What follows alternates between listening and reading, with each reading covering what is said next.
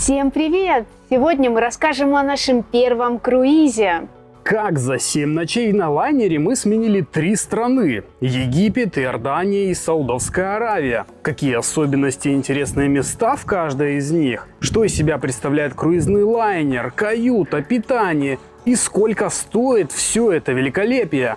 А также какие подводные камни есть при бронировании и при таком виде отдыха. На какие дополнительные расходы и в каком размере нужно рассчитывать. В общем, все в мельчайших подробностях о нашем первом круизе.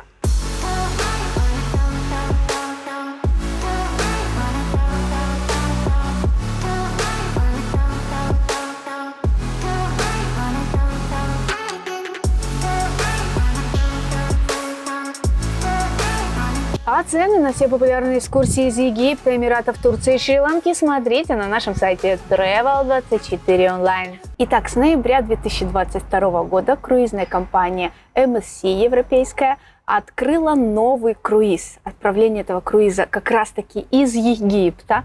Длится он 7 ночей и называется «Круиз по Красному морю». Посещаем мы Египет, Иорданию и Саудовскую Аравию за эти 7 ночей. Вообще, это итальянская компания, у нее, по-моему, 18 круизных кораблей. И для того, чтобы нам нужно было съездить в круиз, нам нужно было ехать куда-то в Италию или Европу. И здесь такое событие, такое прям круиз приехал к нам домой практически. Вот где мы сейчас находимся, нам ехать тут 20 километров, это полчаса. Это настолько небывалое событие, что мы просто не могли его пропустить. И, конечно же, поехали в круиз.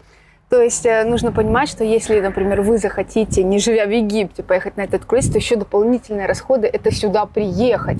А билеты до Египта тоже, скажем так, не дешево. Поэтому нам просто сам Бог велел туда поехать. Тем более от нашего дома, порт, из которого мы выезжали, называется он порт Сафага, находится буквально в 30 минутах езды.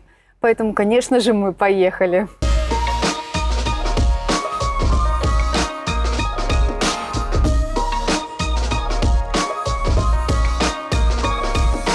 Мы приехали в порт Сафага к 14:00.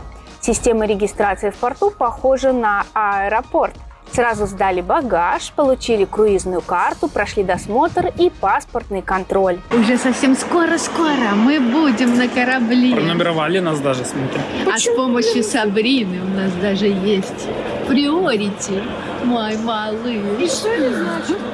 Халява. Бесплатно дают воду. Дальше на автобусе, как часто бывает в аэропорту, нас подвезли к лайнеру. И только рядом с кораблем начинаешь понимать, какой же он гигантский. Какой он все-таки здоровый. На такой махине мы еще не ездили. Вау, просто вау. Это наш дом на ближайшие 7 дней. А вот эти шлюпочки зачем? Я надеюсь, что они нам не понадобятся. Их так много, но они такие большие. Немного данных. Лайнер Splendida круизной компании MSC. Изготовитель Франция. Введен в эксплуатацию в 2009 году. Длина 333 метра 30 сантиметров. Ширина 37 метров. Высота 67. 18 палуб, из которых 14 пассажирских. Пассажировместительность 4363 человека. Экипаж составляет 1370 человек. Ну а что там внутри, мы будем изучать все 7 дней нашего круиза. На лайнер мы зашли примерно в 3 часа и сразу пошли искать каюту, так как круизную карту, она и ключ от номера нам выдали еще в порту. Ну что, долго мы ходили тут по коридорам, пока разобрались, с какой стороны. Вот наш чемоданчик уже ждет. Ну что, пустят? 183-й. Проходите, Открыли! Ура! ворота.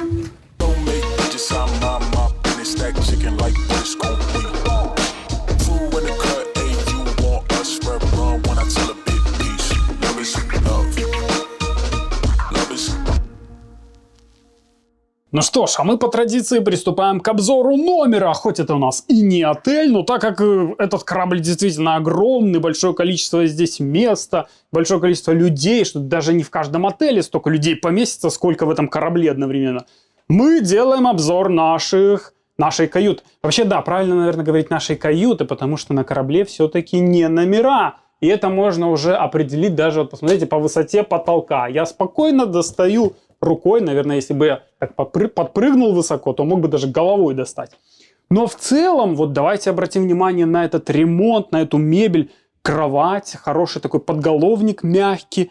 Видно, что очень такая вот прям домашняя какая-то атмосфера. Стоит диванчик тоже мягкий. У нас здесь много места. Столик. Также можно даже поработать немножко. Вот место для компьютера. И самое, наверное, главное, то, что тебе конкретно будет нравиться, это вот огромное зеркало прямо напротив кровати. Ну, так, очень оригинально сделано. Хотя цвета, конечно, вот эти красноватые, ну, так, на любителя, скажем так. Тем более, этот красный ковролин выглядит немножко так интересно, да.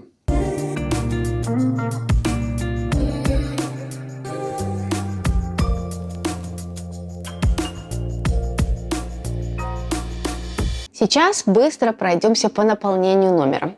Итак, здесь у нас есть телевизор, если это можно назвать телевизором, потому что это больше похоже на монитор, даже у нас монитор для компьютера больше. Ну ладно, это же все-таки каюта. Дальше, я думала чайник, но нет, это не чайник, это вот такой контейнер для льда, я так понимаю, есть 2 стакана. Чайники было запрещено с собой приносить, и его здесь нет, вроде, наверное, чтобы заказывали все у них и оплачивали. Здесь у нас мини-бар, холодильничек. Все, что есть в мини-баре, это вода, газировки, сок какой-то. Вот здесь вкусняшки, чипсы. Это все за дополнительную денежку. Сразу вот лежит бумажечка мини-бар. Можете посмотреть. Даже вода литровая стоит почти 3 евро. Пол-литровая 2 евро. То есть, как бы, даже попить водички бесплатно здесь в номере не получится. Ладно, рассчитываем уже сразу, сколько будет денег. Дальше здесь есть разная информация по интернету, которая, естественно, в номерах не включен. Можно вот такие пакеты здесь покупать, вот стоимость здесь указана. Дальше информационных всяких много вот здесь бумажек. У нас такая есть функция, что мы можем заказать завтрак в номер до 2 часов дня. Если эту табличечку заполнишь и оставишь под дверью, то вам принесут завтрак. Кто-то к нам пришел. Где-то здесь. Она сказала через 2 каюты, Ну, но я по-моему, не знаю, в ту какую сторону. Не знаю. А они уже в номере, что ли? Да. Боже, надо было дальше их отселить. На самом деле у детей каюта вот прямо рядом.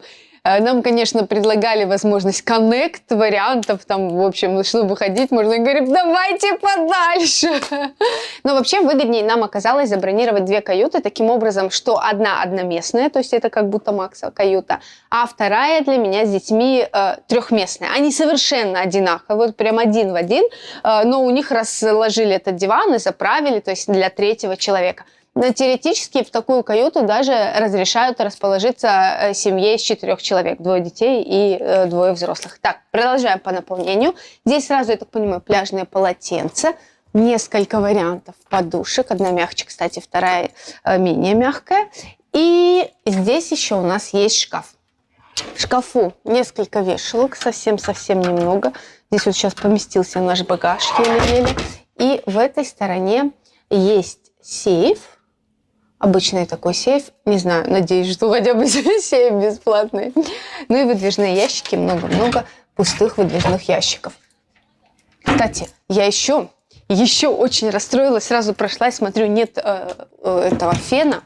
Ну вот, потом нашла, думаю, как можно жить без фена? Фен есть. Чайника, конечно, не хватает. Но про утюг и гладильную доску я молчу. Это вам круизный лайнер, не отель.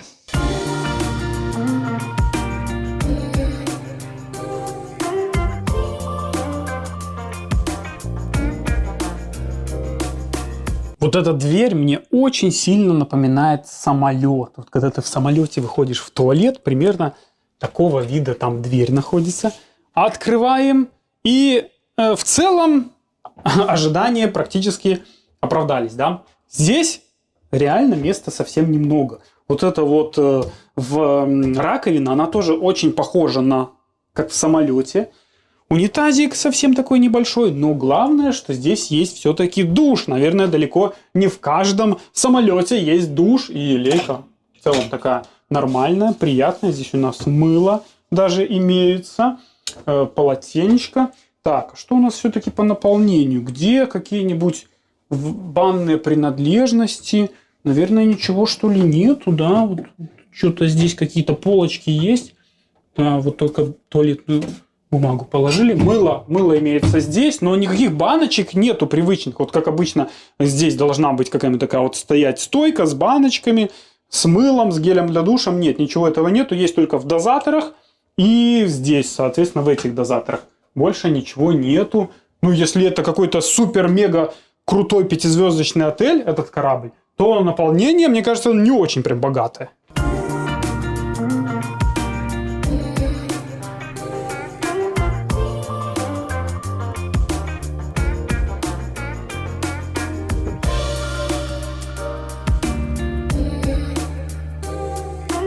И самое главное, наш номер вообще-то не дешевый, так как у нас есть балкон с видом, тадам, на море. На море, какое-то у нас сегодня море пока не настоящее, но это мы еще пока, конечно, не отплыли, поэтому у нас получилось, что наш балкон выходит, он на порт, на портовую часть, то есть мы можем наблюдать за тем, как люди загружаются, как выходят. Вот здесь соседний, это как раз-таки наш балкончик. Здесь, кстати, если как такой вот ключ подобрать, то можно будет даже открыть вот эту дверь и туда пройти. Но у меня такого ключа нет.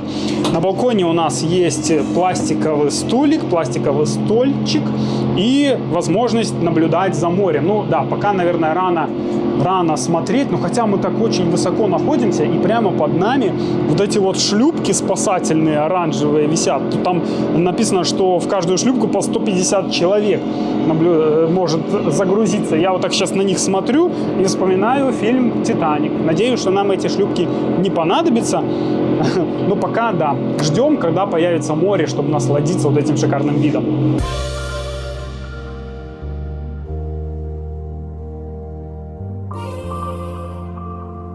Итого, что мы имеем по каюте? Нужно сразу отметить, наверное, по стоимости, что каюты есть разного типа, но основные типы, это вот как был у нас, это вариант с балконом, чуть дешевле вариант с окном, и самый дешевый вариант – это внутренняя каюта, без окон, без дверей, я их называю, ну, без окна получается. Что касается стоимости, то примерная стоимость на 2 человека в каюте внутренней, без окна, это 800 евро, а примерная стоимость вот такой каюте, как у нас с балконом, 1100 евро на двоих. Наша каюта была на 10-м этаже, и где-то в серединке лайнера мы, когда выбирали, смотрели так, чтобы там меньше болтало. Наверное, есть смысл, если вы боитесь, что вас укачает, то берите где-то по центру, и если выше, то у вас обзор получается выше, так как каюты, которые были вот там пониже, мне кажется, что шлюпки закрывали вот этот классный обзор на море. Еще такой нюансик у нас был, так как мы более выгодно бронировали, что мы втроем в одной каюте, Макс во второй каюте, то здесь, так как в отеле не получится, например, в отеле дают просто карточку от номера, и ты можешь ей меняться, да?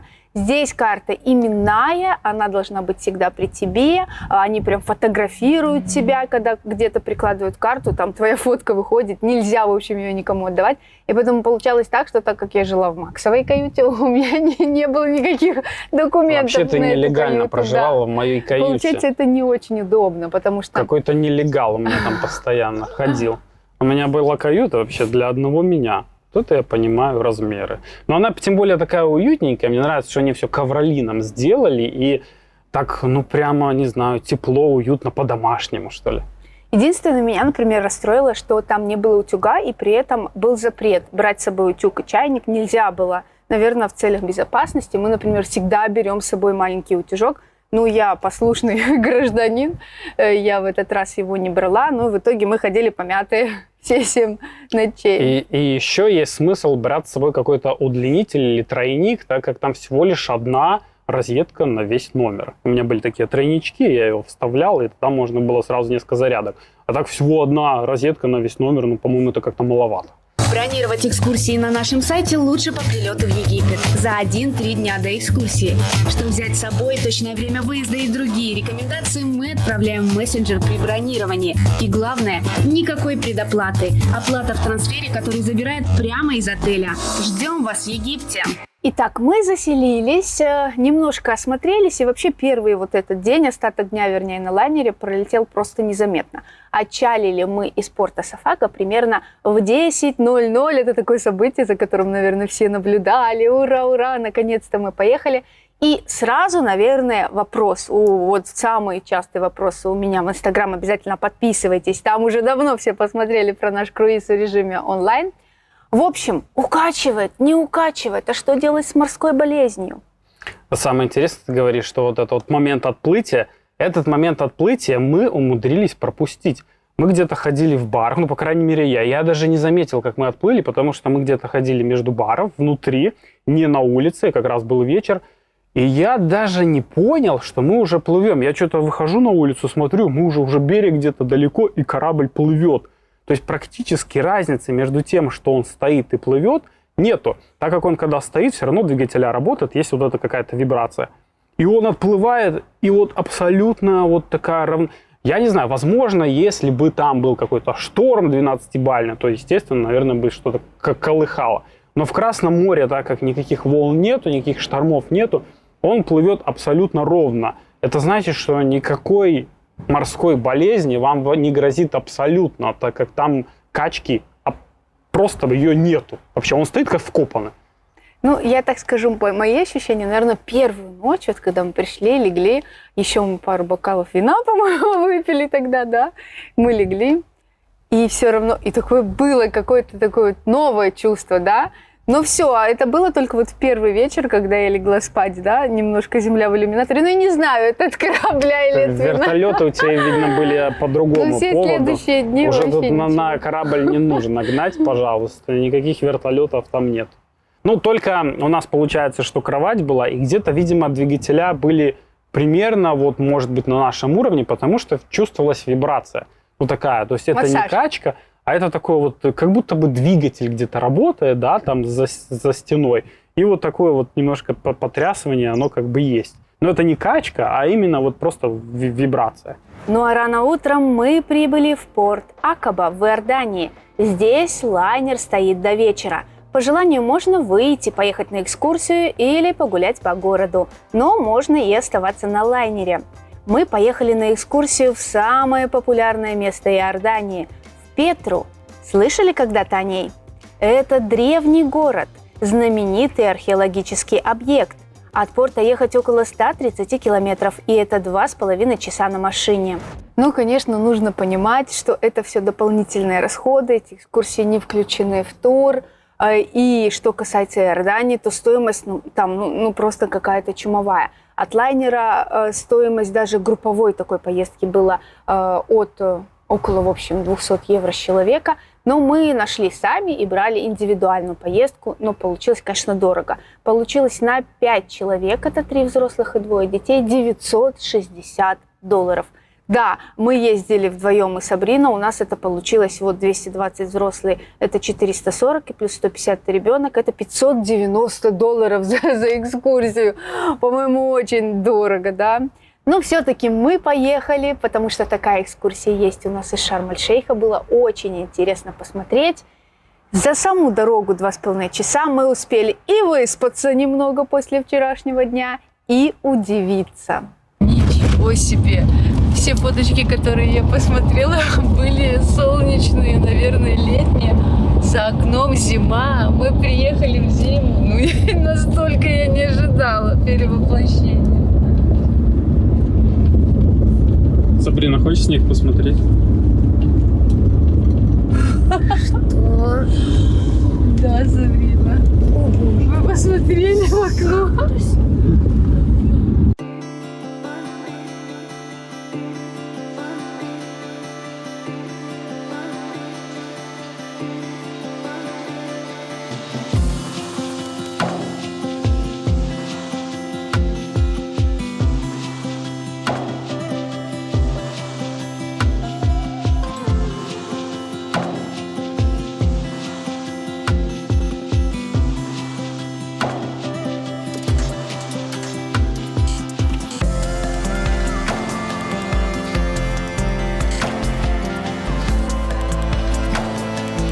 Вообще Петра мне напомнила чем-то Египет, он такой такая вот пустынная территория, и нам, чтобы приехать в город Петру, нужно было преодолеть горы. И поэтому получается, что мы сначала ехали, поднимались наверх, там был снег, по горам проехали, и потом опустились обратно, и получается уже внизу там снега не было, просто шел такой дождик. Но так как у нас был индивидуальный тур, то мы приехали одни из первых.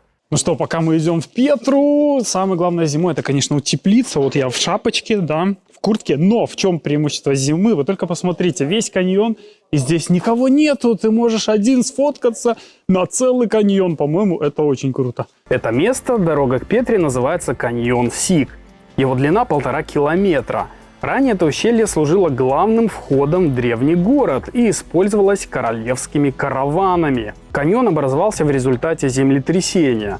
Стены каньона высотой 90-120 метров из песчаника и осадочных пород.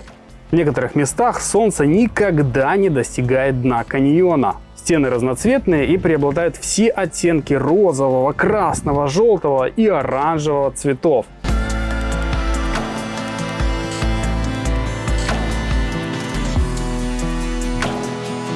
По преданию, каньон Сик образовался от удара посоха Моисея. Выводя свой народ из Египта, он в поисках воды ударил по скале и из гор забил родник, а в скалах прорезалось ущелье. Ну а поскольку посох Моисея был кривой, то и ущелье получилось извилистым. Ну а заканчивается каньон руинами Аль-Хазне, куда мы и пришли. Ну что ж, вот мы добрались до самой главной достопримечательности этого места, и это видно даже по количеству народа. Все сюда шли. Если в каньоне еще было народа немного, то здесь уже сконцентрированы все, кто сегодня приехал в Петру.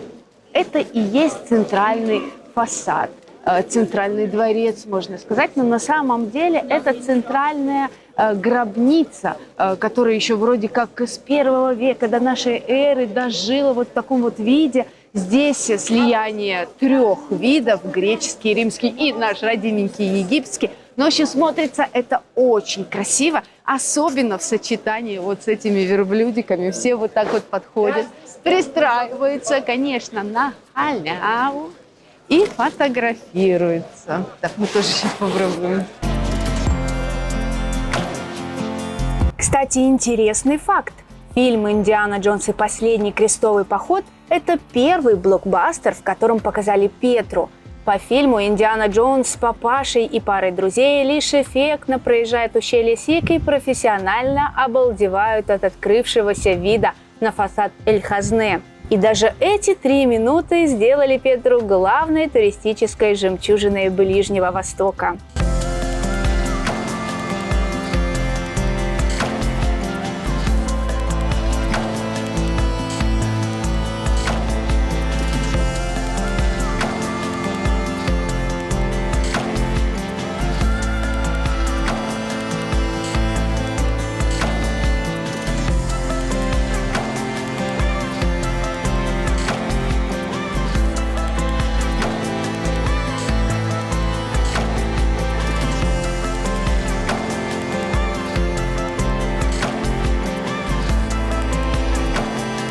Итак, мы дошли до вот этого центрального места, пофотографировались, рассмотрели, поснимали видюшек и отправились обратно. Точно такой же путь нас ждал обратно. И какое же было наше удивление, когда где-то на середине дороги мы увидели толпу! Огромную толпу народа. Все люди, которые как раз-таки приехали из нашего корабля, из нашего лайнера, там было большое количество автобусов, и получилось, что их привезли всех одновременно. И вот вся вот эта орава, просто многотысячная толпа людей как раз уже по этому каньону шла. И вот в этот момент мы подумали, как же хорошо, что мы приехали пораньше. Потому что, вот в этой толпе ходить, конечно, фотки, по крайней мере, я не знаю, как нужно делать. Это нужно залазить, наверное, на вот это ущелье, чтобы все там внизу ходили. и фоткаться. По-другому просто никак. Еще, конечно же, там есть нюанс такой, как приставалы вот эти все местные. Похоже это чем-то на Египет, на египетские пирамиды, Луксор. Там тебе что-то продают, что-то предлагают, лошадки, какие-то ослики, купи это, купи то, какое-то спецместо хотят показать. Конечно, все это за дополнительную денежку. И если в Египте там буквально $1-2, то здесь совсем другие цены, у вас попросят за это $10-20. Мне вообще Петра, она напомнила Египет, да, но цены у них как в Дубае. Вообще, вот это Египет по дубайским ценам. Вот такая у нас Иордания.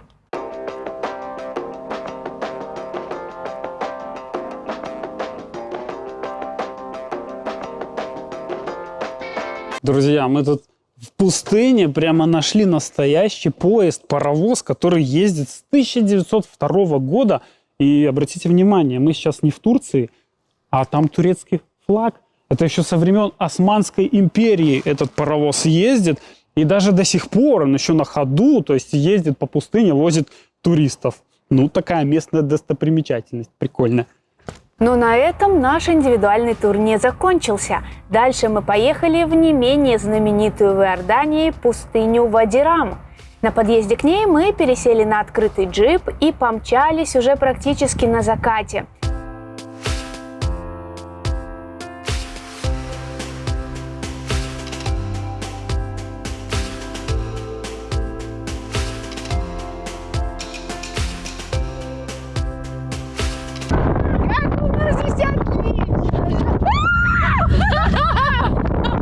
Да, ожидание реально. Меня задавило. Сабрина. Мать года! Единственное, что стало еще холоднее, и мы укутывались во все, что было, в том числе на остановке мы купили даже шапки. Больше мы походили, конечно, на счастливых бомжей.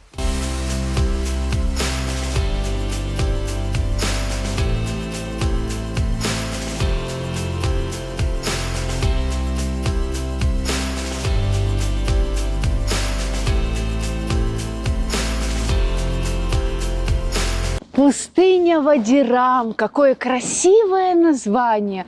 И более того, мне кажется, это одна из самых красивых пустынь в мире. Честно говоря, придумываю на ходу.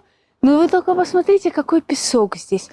Он, или это у меня очки, он какого-то красноватого оттенка. Вот в каждой стране, где мы в пустыне не бываем, какая-то особенная она. Какое-то отличие здесь отличается тем, что какой-то вот красный, необычного цвета песок. Не белый, не желтый, а красный. Ну и, конечно, эти горы, они бесподобны. Сейчас мы попробуем туда забраться, но это не точно. Пустыня Вади-Рам названа по имени главной долины. Вади – это арабское название сухих русел рек, а Рам – название гор и деревни. Сегодня эта пустыня является объектом всемирного наследия ЮНЕСКО и вторым по популярности местом в Иордании после города Петры.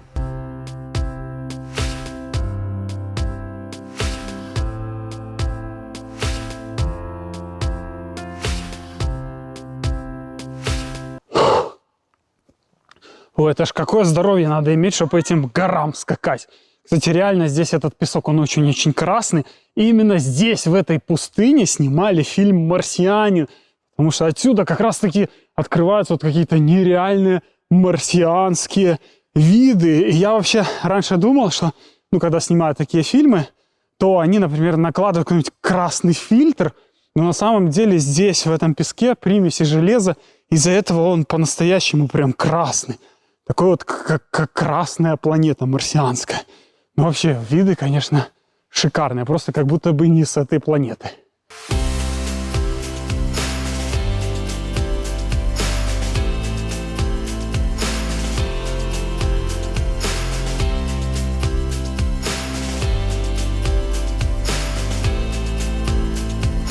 Вади-Рам исключительно разнообразна в плане рельефа. Ее горы образованы гранитом, базальтом и известняком, а масштабы их огромны. Самая высокая точка здесь 1830 метров.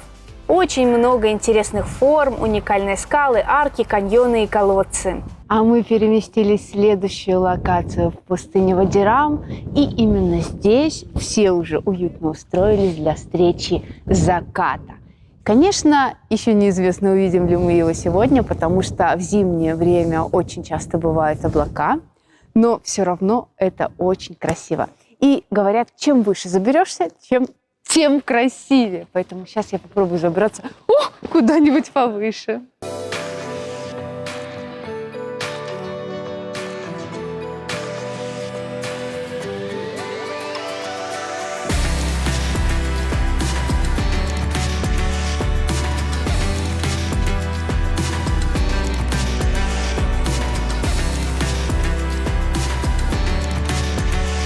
А дальше мы поехали в один из кемпингов в пустыне на ужин.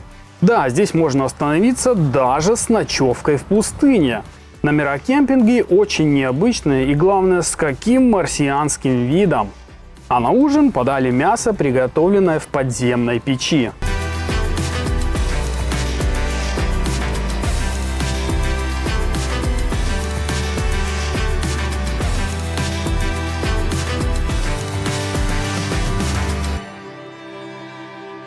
Вернулись мы, конечно, вечером, уже такие уставшие, и я скажу так, что это то место, которое действительно нужно посетить. Ну, не зря же оно там входит во все эти рейтинги ЮНЕСКО и тому подобное, потому что, это просто какие-то космические нереальные виды там. И надо сказать, что все-таки вы можете посетить Петру не только с круиза. У нас на сайте, если вы даже приехали в Египет, есть экскурсия из Шарм-эль-Шейха, где вы на автобусе, на пароме сможете как раз-таки съездить в Петру и посмотреть это невероятное место. Отдыхаете в Египте и не знаете, чем себя занять? Закажите сафари на квадроциклах на сайте или в приложении Travel24.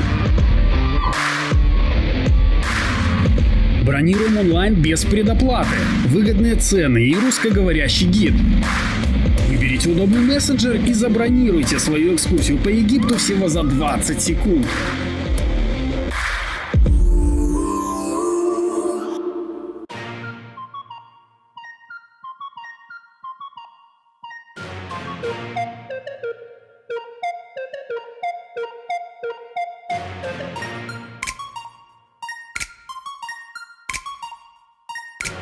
Ну что ж, а мы по традиции начинаем обзор территории нашего отеля. Ну, тут совсем у нас не отель, это корабль. И чтобы вы понимали размер этого корабля, его даже очень сложно вот так вот себе представить. Я даже никогда не думал, что на самом деле суперкорабли могут быть такими огромными. Этот корабль, он намного больше Титаника. Титаник можно сюда вот просто засунуть, наверное, штуки 2 в этот корабль. И мы, когда вот находимся на этой палубе, его даже невозможно взглядом окинуть. То есть я смотрю в одну сторону, смотрю во вторую сторону, но я не вижу весь этот корабль.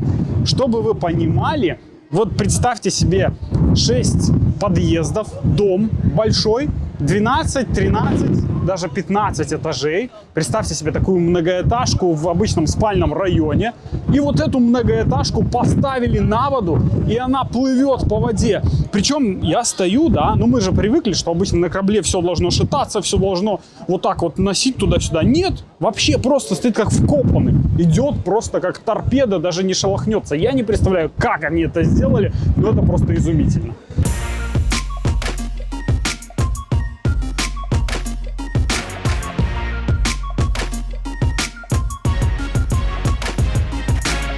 Итак, мы сейчас находимся наверху корабля. Здесь место для пляжно-загорательного отдыха. Здесь сконцентрированы все бассейны, в которых можно поплавать. Здесь же все загорают, очень много оборудования. Здесь же есть 4 джакузи, где можно порелаксировать. Они, кстати, те, которые повыше стоят, защищены стеклами, чтобы было комфортно в удобное, вернее, в неудобное ветреное время. Здесь же у нас сцена, как видим, и очень часто, не очень часто, а вообще вся дневная анимация проходит в основном здесь, иногда и вечерняя. Анимация здесь проходит, если позволяет погода, уроки танцев. Ну, в общем, если хотите движа, хотите загара, то все поднимаемся на эту палубу.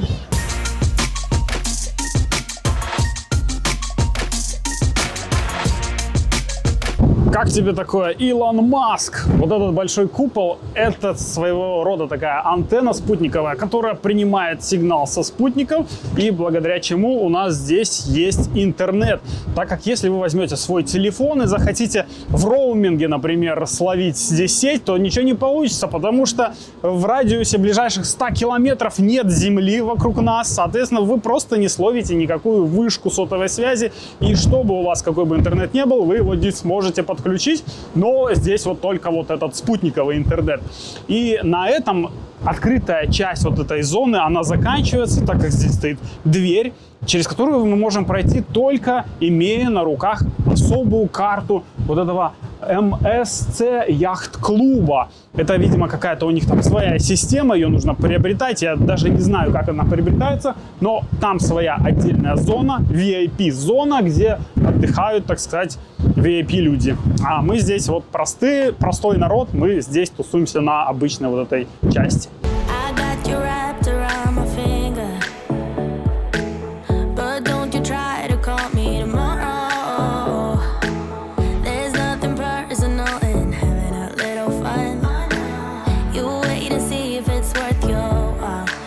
Также на 14-й палубе в продолжении открытого бассейна есть закрытая зона, где находится крытый бассейн, также джакузи, 3 получается, столики, бар. То есть в менее благоприятную погоду всегда можно здесь укрыться в тепле. Сейчас здесь такой кайф, прям погреться, потому что корабль передвигается. И на удивление погода меняется каждый день, она разная. И бывают дни, что хочется только на улице находиться, а бывают и такие денечки, что хочется погреться именно здесь. Сегодня как раз-таки такой денек. Здесь очень много народа. Just watch me breaking, you're sweet, you're falling into me, touch me, I swear. Тут, кстати, в этой крытой части крыша, она автоматическая. Ее, в принципе, можно убрать, если погода хорошая, и можно закрыть, как это сделано сейчас. И вот здесь внутри удочка Моня показывает 26 градусов, то есть очень комфортная погода для отдыха. Ради интереса давайте померяем температуру воды в этом бассейне. Он глубиной 1,90 м с этой стороны. Так, ну что ж, я уже чувствую, что вода достаточно теплая, хотя, ну, не настолько теплая, как хотелось бы. То есть здесь нету 30 градусов, здесь даже меньше. Здесь 25 градусов воды показала уточка Моня. Ну, это как бы не совсем немного, довольно холодно. И джакузи здесь пользуются просто аншлагом. Я не знаю, как здесь занимать места. Везде написано, что не больше 15 минут вы должны находиться в этой джакузи. Но я так понимаю, что вот если какая-то компания пришла, она как заняла все это место и все, сидят здесь, тусуют. Поэтому, да, ну, когда очень много народа, джакузи просто на расхват.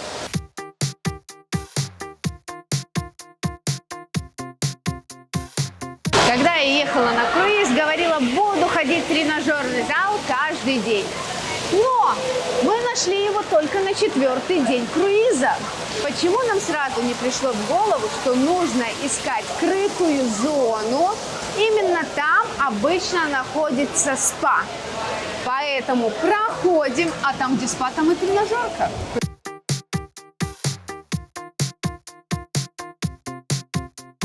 Кстати, вход в спа-зону просто какой-то нереальный. Ну, очень красиво. Все прям чистенько, все блестит. Как, собственно, и весь лайнер, наверное. Здесь всегда релакс-музыка, тишина, спокойствие. Практически нет народа. Ах, какая же достойная зона для спорта. Здесь такое огромное количество тренажеров. Вы только посмотрите, сколько здесь вот этих велотренажеров. Наверное, здесь можно тренировать целую команду. Плюс беговые дорожки, их, наверное, штук 10. Ну, учитывая то, что все-таки лайнер рассчитан практически на 4000 человек, но в тренажерном зале обычно более 10-15, иногда 5 человек нет. Сегодня еще такая ветреная, прохладная погода в сравнении с остальными, поэтому сегодня здесь аншлаг, я вам скажу. Но, наверное, я уверена, что здесь есть тренажеры на все группы мышц, какие только хочешь. Гантели разных видов. Конечно же, вид на море, как и в лучшем отеле, скажем так, морском, так и здесь. Безусловно, он должен быть.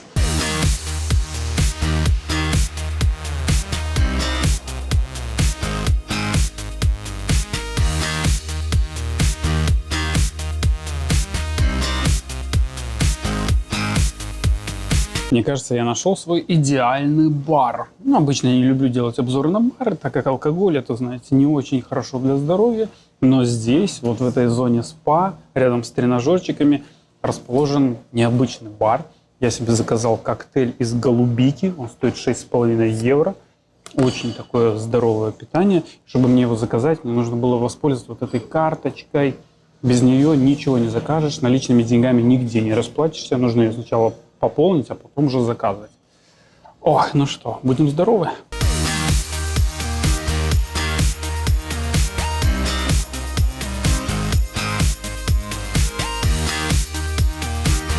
А на 15-й палубе сразу над главным рестораном Бора-Бора находятся все активити для детей. Для маленьких детей от 3 до 6 лет есть Lego Playroom. Здесь каждый день разный график работы, но сегодня мы плывем, например, весь день в море, и вот написан график. То есть, если у вас детишки с 3 до 6, я так понимаю, вы приходите в рабочее время и здесь их сдаете благополучно, и можете идти отдыхать и веселиться.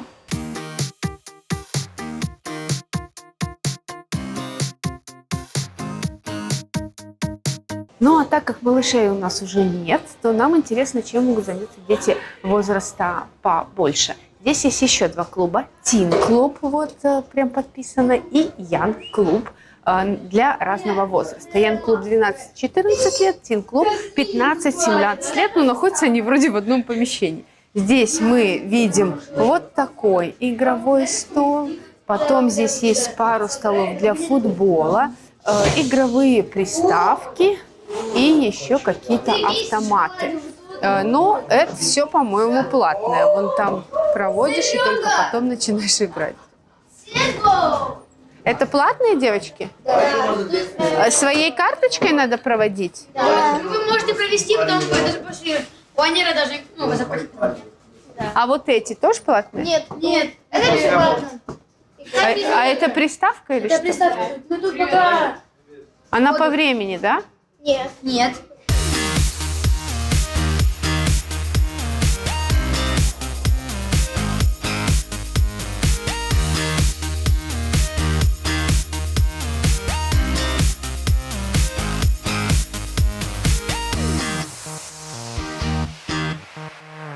Корабль у нас действительно огромный, поистине гигантский, и чтобы всю эту махину толкать, нужно каким-то образом вырабатывать энергию, да. И здесь примерно в середине корабля расположились трубы, из которых постоянно идет дым, они парят, здесь работают вот эти двигателя.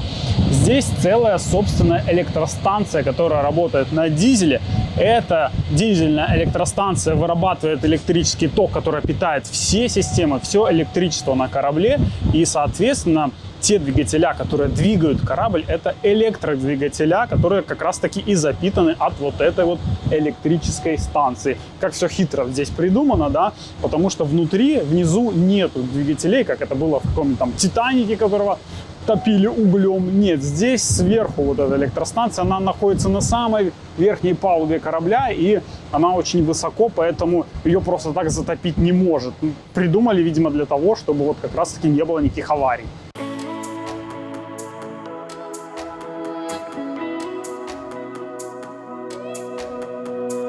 Ах, какая же красивая зона есть на верхней палубе. Вы только посмотрите, какие здесь добротные, шикарные есть лежаки. Вот это вот беседки, барголы, как их можно назвать.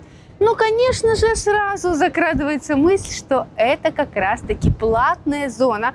Стоит это удовольствие, лежак в этой зоне, 15 евро на полдня и 25 евро, если на целый день. Кстати, именно отсюда самый шикарный вид вот на всю вот эту активную дневную палубу с бассейнами и джакузи. Причем максимальный вид на море здесь, когда плывешь, прям красота. И отдельная джакузи здесь тоже есть для отдыхающих в этой зоне.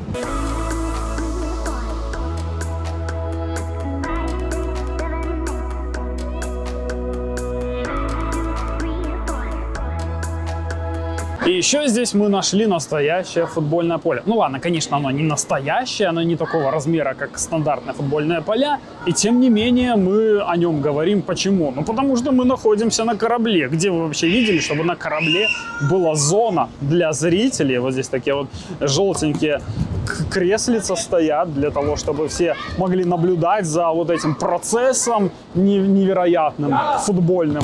Вот, смотрите, играют. Ну, да, конечно, маленькие ворота, маленькое поле, но все равно, по-моему, это очень даже круто.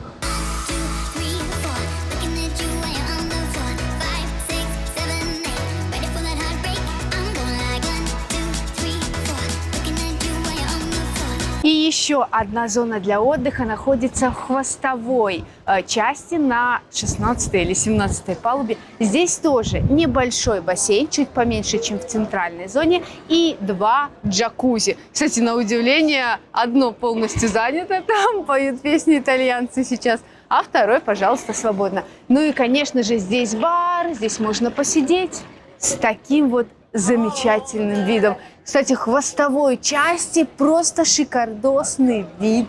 Это как раз там, где мы завтракаем очень часто, только пониже на 14 палубе. А здесь без всяких стекол. Просто бескрайнее море сегодня, небо такое красивое. Обалденно.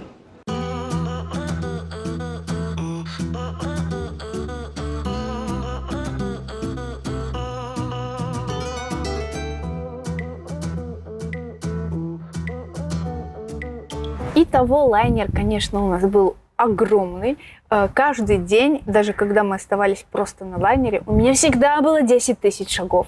То есть вот это минимум, который я дома очень часто не могу находить, там всегда нахаживался. И что касается вот всей этой инфраструктуры лайнера, мне кажется, что вот взяли место, в которое собрали, то есть все возможные какие-то развлекательные мероприятия, все, что можно было, все упаковали в одно здание небольшое, поставили это здание на воду и поплыли развлекаться по морю. Ну, примерно так оно и есть, но в итоге получается, что каждый миллиметр, каждый сантиметр вот этой территории, он занят чем-то, какими-то интересными, развлекательными там локациями, да, то есть нету такого, что какое-то там свободное место. Куда бы ты ни пошел, везде где-то что-то есть интересное.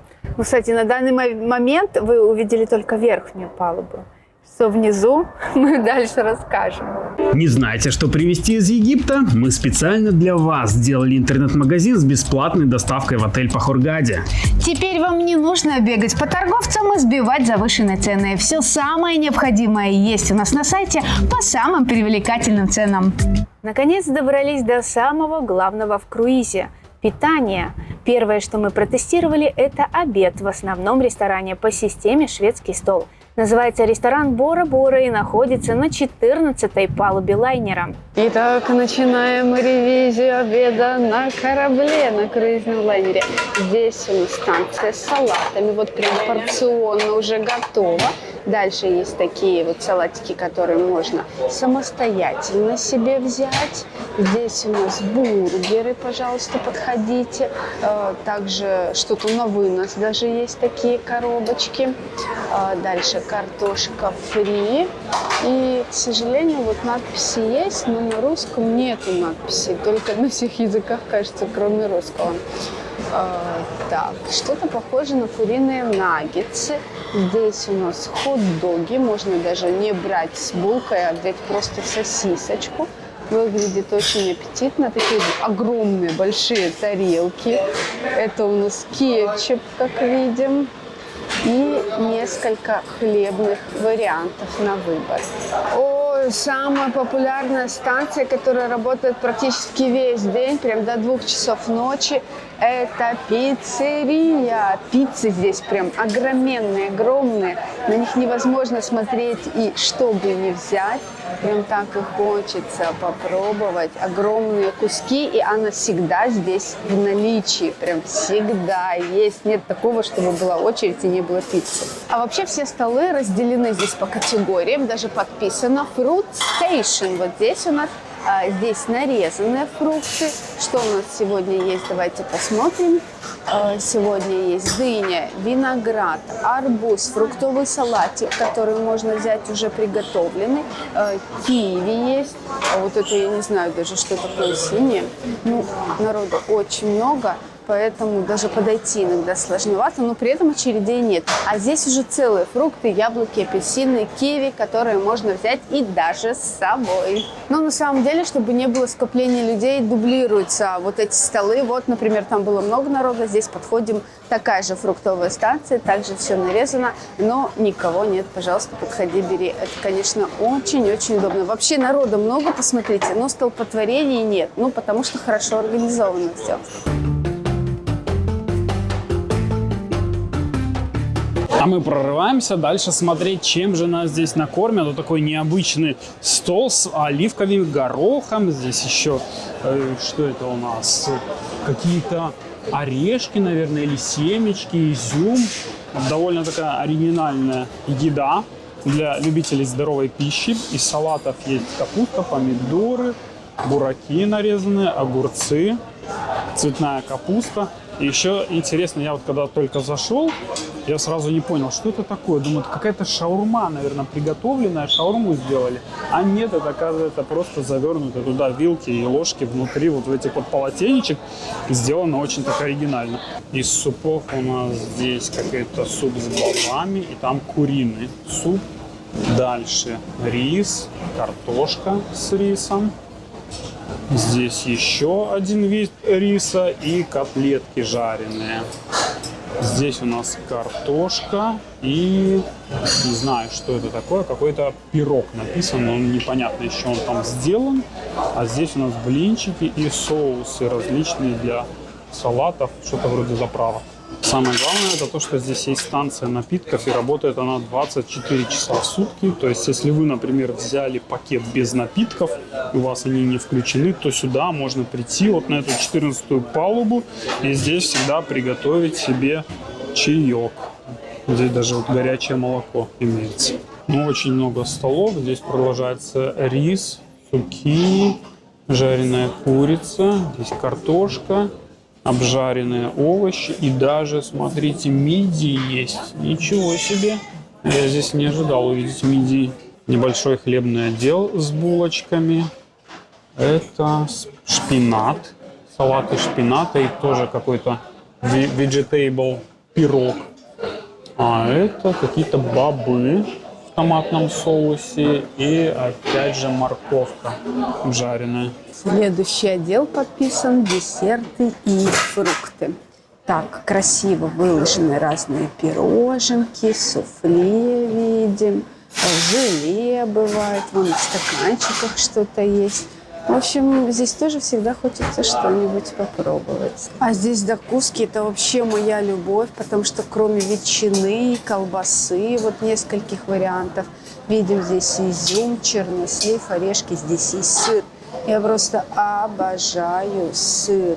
Вот прям 2, 4, 5 вариантов сыров, украшенные ананасами, ну прям красотишка. Опять шаурма. Булочки, хлебушек, ну а вообще это стол для детей. Что же предлагают детям?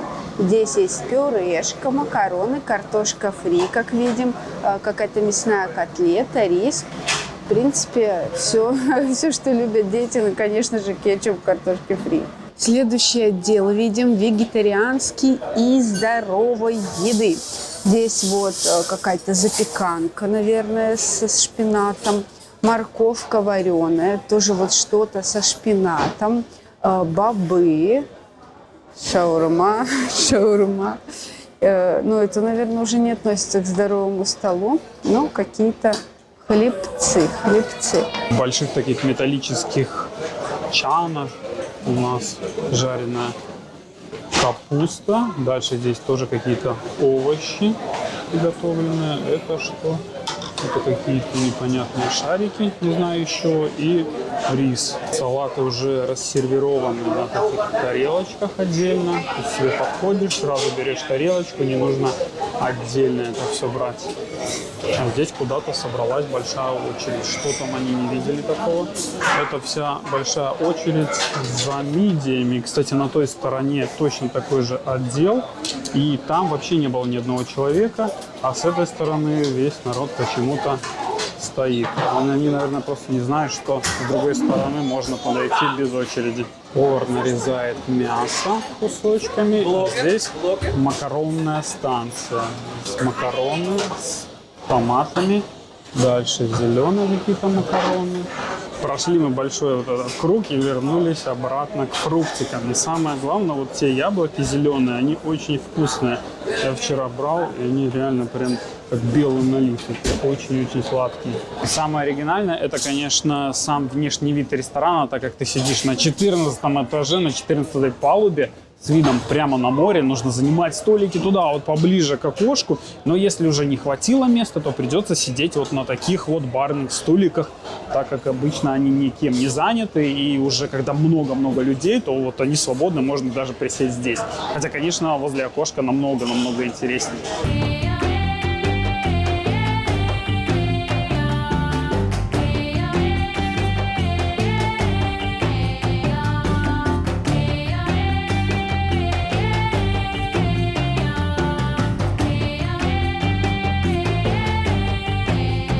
Блин, но питание на этом корабле это, конечно, проблема. Я вот шел по кругу по этому всему ресторану, и хотелось и это взять, и это взять, и это взять. Вот мы набрали уже целую кучу каких-то тут тарелочек, понабирал с салатами, плюс еды большое количество. И самое главное, что я до этого волновался, думал, вот мы будем на корабле, а вдруг захочешь поесть.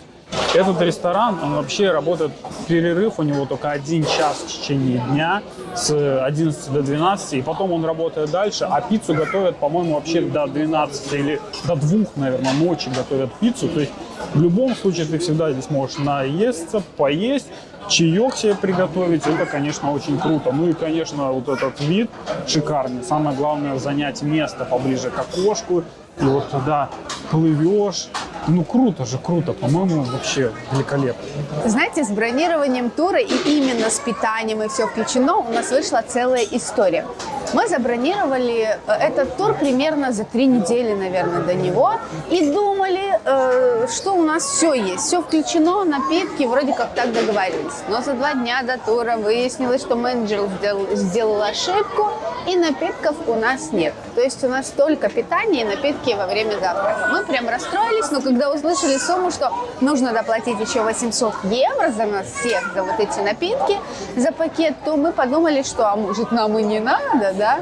И как оказалось, то чай, воду можно в любое время здесь, на территории этого ресторанчика, работают эти уголки чайные, можно в любое время приготовить, взять, попить, поэтому проблемы нет. Но если вы очень пьющие, получается, люди, наверное, для вас это проблема.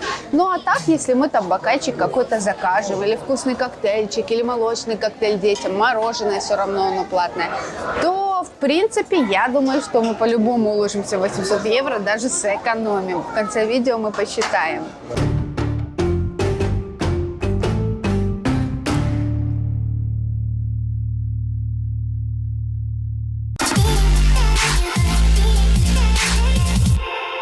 После Петры в Иордании у нас был 1 день в море, где мы могли отдыхать вот на лежачках, загорать на пляже, купаться в море на пляже, да, ну на пляже условно вот этой верхней палубе. За 1 день морской мы там отдохнули, и как раз-таки уже через день мы прибывали в Саудовскую Аравию, в город Джедда. Ну, здесь, конечно же, есть нюансы.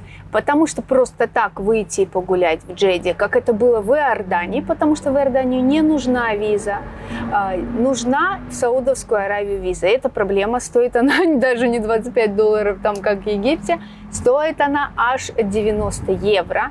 Мы ее оформляли заранее. Это нам делала наша агент, которая оформляла нам, собственно, бронирование круиза. Поэтому вы это тоже можете сделать через тех ребят, у кого будете бронировать круиз. Причем есть всегда пометка, что да, Они заполняют эту анкету, отправляют, но нет гарантии, что вам ее дадут. Ответ по визе приходит только за 1-2 дня до вот даты, на которую вам нужна эта виза. У нас все было хорошо, виза пришла уже, когда мы были, кстати, на лайнере. Распечатали мы ее на ресепшн. Так, И, причем тоже собственно, проблема, что ее нужно печатать. Да. Это не онлайн какая-то виза, ее нужно прийти распечатать, причем там очередь выстраивается для того, чтобы распечатать. И на лайнере там нет возможности где-то в другом месте. То есть все шли, как раз печатали эти визы. И потом еще на выходе целая очередь огромная. Короче, в Саудовской Аравии, так как, наверное, у них с туризмом еще пока только-только они зарождаются, еще не знают они, какой сервис нужно устраивать, как нужно с туристами, чтобы без напряга все это было. Потому что мне совсем не понравилась вот эта вся организация. И если в Иордании на выход мы потратили, наверное, буквально 20 минут, и то потому что мы пришли раньше, до того, как открыли еще этот выход, а так мы вышли из лайнера, сели в машину нами заказанную и уехали, то здесь это был настоящий досмотр, как в аэропорту. Даже далеко не в каждом аэропорту это есть. Нас фотографировали, нам делали отпечатки одной пальцев руки, постоянно. второй руки. Еще это все с очередями, это все очень медленно. В общем, мы потратили больше часа на то, чтобы выйти из лайнера. Да, и экскурсию мы там не брали, так как цены там тоже у них такие конские на экскурсии. Мы решили, что там, как работает Uber, я из приложения вызвал, машинка приехала, и мы на большой машине поехали кататься по городу. Ну, на самом деле, что касается цен, то они не такие конские, как в Иордании, сразу скажу. Там предлагали групповую поездку по городу. Ну, мы просто провтыкали, скажем так, ничего не заказали, и в итоге поехали на Uber. Но мы поехали по тем пунктам, которые предлагали вот эти программы по городу. Я просто так подумал, что если это будет опять такая же групповая экскурсия, когда целыми автобусами они там туристов возят, то мы даже сэкономя на Uber сможем посетить все эти места и при этом индивидуально. То есть машина у нас будет своя, нам не нужно там с кем-то вместе выходить вот этими толпами. По-моему, это гораздо более комфортно. Все работает. Мы сегодня на Вызвали Uber, решили не брать вот этот шаттл, потому что в шаттле много людей. На Uber будет покомфортнее ездить. $7 примерно до ближайшей достопримечательности, чтобы приехать. Джидда – это второй по величине город Саудовской Аравии после столицы. Его население 4,5 миллиона человек. С первых минут, конечно, напомнило Египет, только более чистый, без мусора на улице. Но вообще у меня возник вопрос, почему здесь так мало небоскребов, как в Дубае? Ведь здесь так много нефти. Были годы, когда Саудовская Аравия занимала первое место в мире по добыче нефти.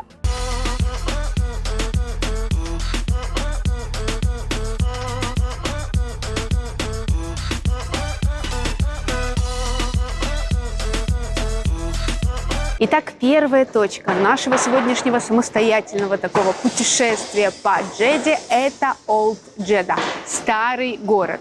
Что мы здесь видим? Совершенно старые пустынные здания. Наверное, здесь никто не живет. Это используется в качестве раритета, в качестве музея, улица-музей, можно сказать. Я даже таких домов не видела ни разу ни в Каире, ни у нас в Египте. Они настолько старинные, и их отличительная особенность – это вот эти деревянные балкончики. Они вот здесь коричневые, есть выкрашены в голубой. Но выглядит это, по крайней мере, необычно, это точно. Я там прочитала, что вообще эта часть города, она строилась в 7 веке до нашей эры. Соответственно, некоторые дома, я так понимаю, с тех времен дожили, наверное. Что-то реставрировалось, конечно. Ну и еще совсем скоро принц местный обещает выделить средства, очень много миллионов долларов на вот эту всю реконструкцию. Наверное, здесь станет прям супер-супер старый центр города. Но пока здесь какое-то затишье, да. Хотелось бы, чтобы здесь было больше жизни. Дайте жизни. Но мы шли дальше, и здесь же, в старом городе, нашли шумные места. Местный рынок, который снова-таки напомнил нам Дахар, старый район Хургады. Там же мы нашли и красивое место – Бааб-Мекка. Это начало дороги, ведущей в Мекку, священный для мусульман город. Бааб-Мекка стал свидетелем того, как сотни миллионов паломников отправлялись в родной город пророка ислама.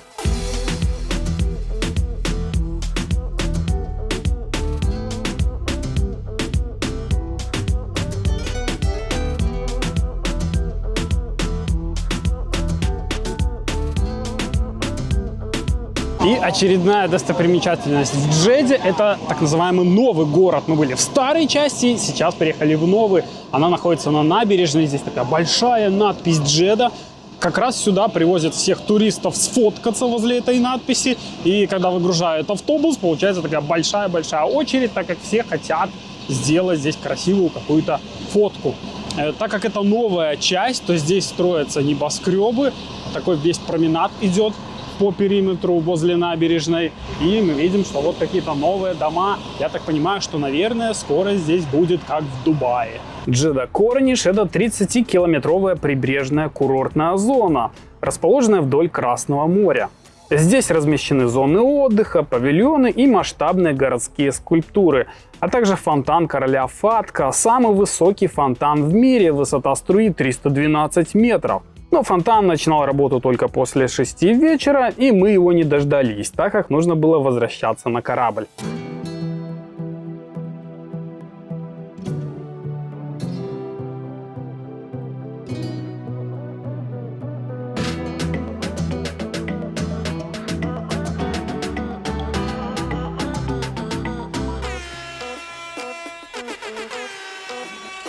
Еще что мы посетили в Джеде, очень нам хотелось, это немного пошопиться. Торговых центров там на карте было достаточно большое количество. Мы поехали в самый, наверное, ближайший от нас. Опять же, вызвали Uber, так как нас было... Сколько нас было? 2, 4, 5, 6 человек. 6 человек. Мы вызывали большую машину. Большую машину все время вызывали. И, наверное, вот если говорить про стоимость Uber, то за весь день у нас было где-то 4 поездки таких продолжительных. Одна, наверное, минут 20, потом минут 40, следующая минут, наверное, тоже 20 и опять 40. Ну, такие большие поездки. Мы сколько потратили? Ну вот, чтобы вы понимали, что нам предлагали такую же поездку стоимостью $700 без включенных билетов. Индивидуально. То же самое мы на Uber мы потратили где-то примерно $70-75. Это вышло нам в 10 раз дешевле, чем если бы мы заказывали эту машину вот заранее. Что касается, кстати, торгового центра, то вот прям мой шок и разочарование был в том, что да, там есть все магазины известные, такие распространенные, как Zara, Бершка и тому подобное, но там нигде нет женских примерок.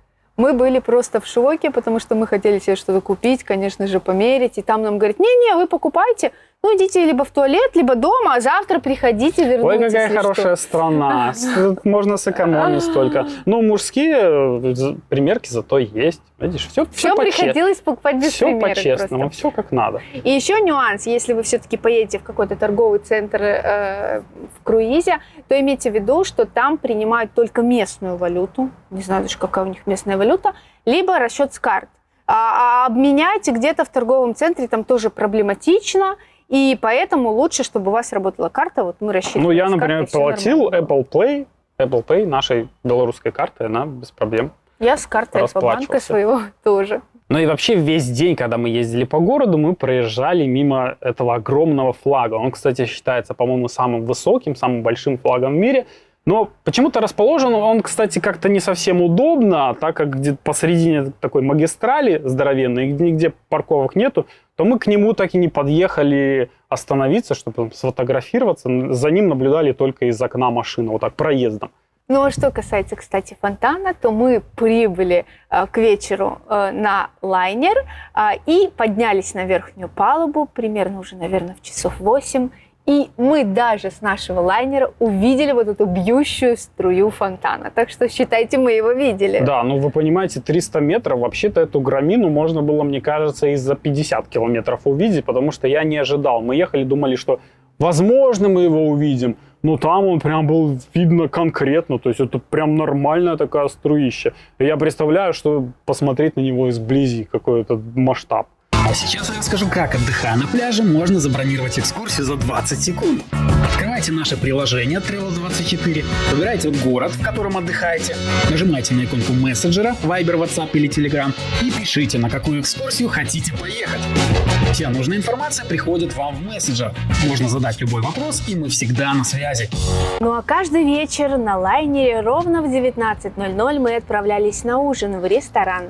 При этом каждый вечер в программе, которую оставляли в каюте накануне, был указан стиль одежды. Повседневный, элегантный, белая вечеринка, гавайская вечеринка, вечеринка 70-х. Конечно, не все выполняли эти правила, но 70% придерживались стиля. Ужин у нас не по системе шведский стол, а по системе а-ля карт. Вот у меня прямо на карточке прописано название моего ресторана, нашего ресторана, 879 стол.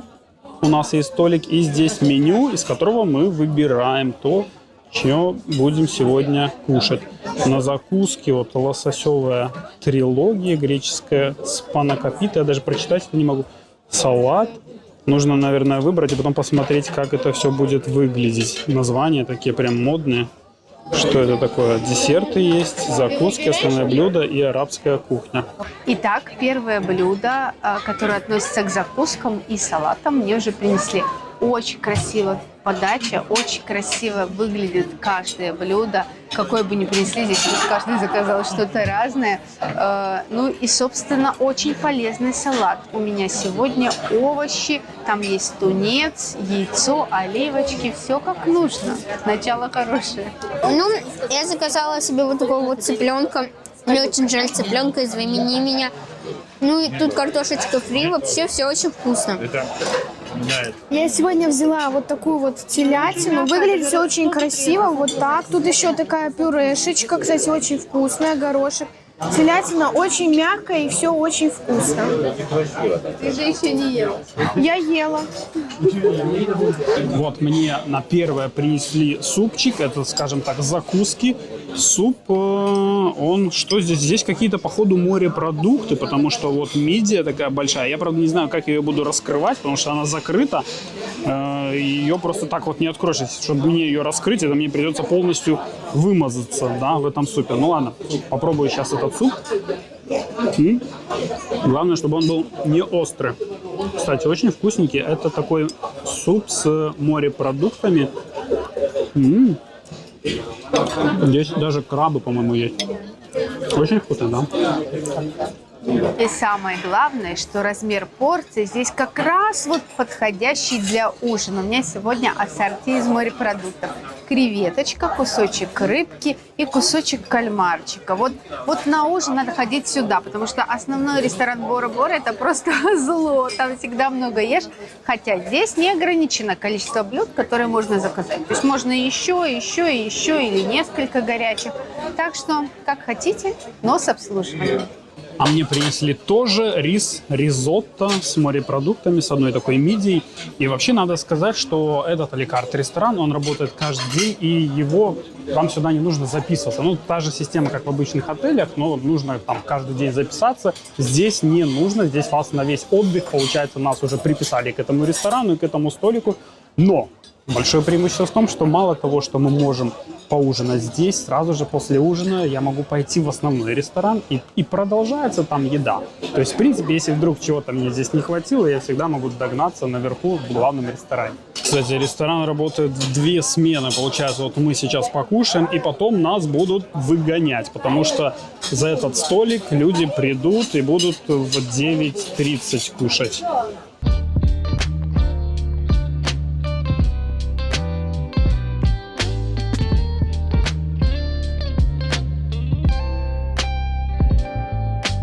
Ну и как же без десерта? Правда, я вместо десерта себе сегодня заказала сырную вот такую тарелку. Здесь даже вот кусочек сыра бри, еще 2 варианта сыромет, есть виноградинки, чернослив. А все остальные заказали фруктовую тарелочку. Здесь клубничка, дыня, арбуз и манго есть еще сладенькое. В общем, можно еще пироженки, тортики заказывать.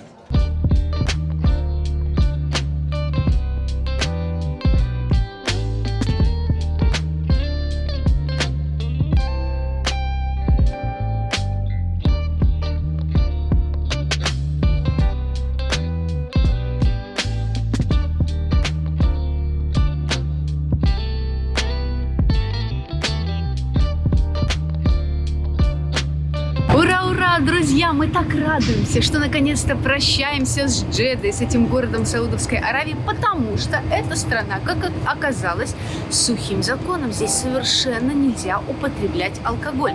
А так как наш круизный лайнер находится здесь, в этой стране, мы стояли, соответственно, и нам всем нельзя употреблять алкоголь весь день.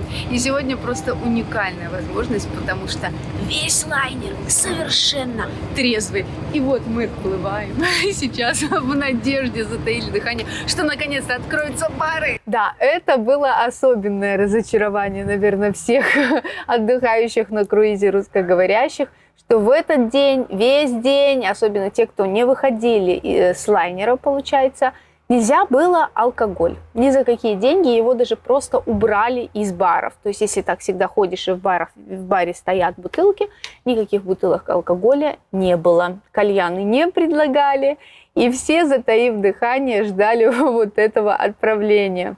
Но самое, наверное, обидное мы обсуждали было для тех, кто купил пакет напитков, да? Ну да, получается, что и вроде бы никто заранее не предупреждал о том, что будет такой вот сухой закон. И, ну ладно, я, например, не совсем любитель, я, в принципе, могу и потерпеть, но вообще, если кто был готов каждый день, то для него это было такое, наверное, окно просвещения, потому что вот эти 2 дня... День детокса. Да, 2 дня мы были. 2 дня детокса, ни грамма, так сказать, сухой закон. Ну, наверное, опыт довольно интересный. Хотя я вот слышал разговоры людей за столами, когда вот мы там кушали, было прям много недовольных. Я еще слышала один разговор. Единственное, конечно, что всем понравилось, это то, что в Саудовской Аравии, в отличие даже от Египта, в отличие тем более от Иордании, было очень тепло. Реально там было 25-27 днем, и все в эти дни загорали, купались, вот прям полный бассейн народа был. Настоящий был вот такой вот пляжный у нас день и отдых. И я слышала разговоры, как люди говорили: ой, классно здесь, наверное, отдыхать, а интересно, там есть отели, побережье, это что же Красное море. И тут второй такой: так у них, наверное, там нельзя алкоголя, какой-то шведский стол, все включено, не, мы сюда не поедем. Ну да, отличие, конечно, Египта, Дубая в том, что там хотя бы в отеле можно, здесь в отелях можно употреблять. В Саудовской Аравии это полный сухой закон. Туда даже завозить нельзя, не то чтобы там употреблять. Ходить там нету ни магазинов, ничего. Но это немножко жестковато, мне кажется. Ну вот скажите, для вас это жестоко во время отдыха? Или вы бы поехали? Поехали бы в Саудовскую Аравию отдыхать на недельку, вот на полном детоксе или нет? Напишите в комментариях. Откройте для себя Египет. Посетите древние храмы Луксора с лучшими гидами. Забронируйте сейчас в удобном мессенджере, а оплатите уже на экскурсии. Всю подробную информацию смотрите на сайте Travel24 Online. Сегодня у нас вечеринка. Капитан угощает. Столичная.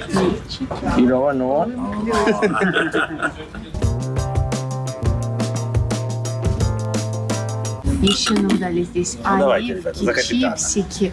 И мы пьем за капитана нашего корабля. За капитана же он хорошо Мы нас вместо капитана пили, они...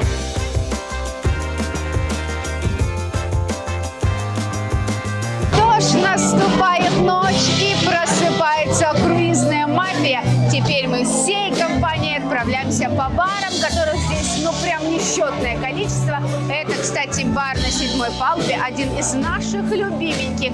Здесь всегда поет вот эта группа, очень зажигательные песни, но сейчас у них разогревщик. Здесь же танцпол, и именно здесь в 23:30, да-да-да, вот так поздно проходит анимационная программа, именно интерактивная, где участвуют все гости. Ну и, конечно же, бар, где можно заказать любой вкусненький напиток.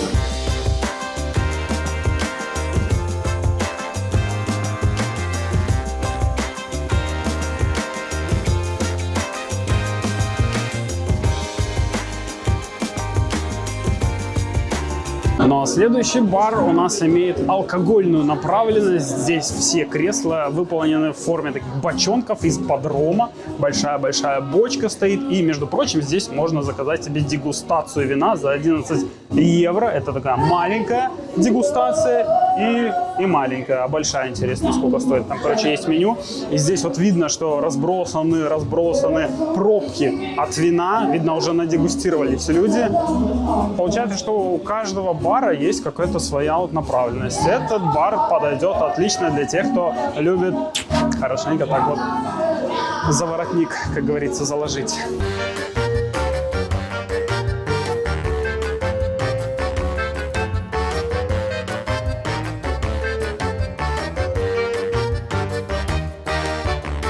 А мы переместились в очередной бар. Вы только обратите внимание, какой здесь дизайн.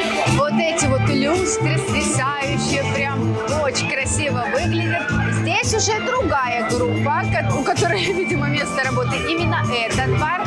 И музыка у них вот с такой направленностью. Это что? Это что-то джазовое, наверное, да?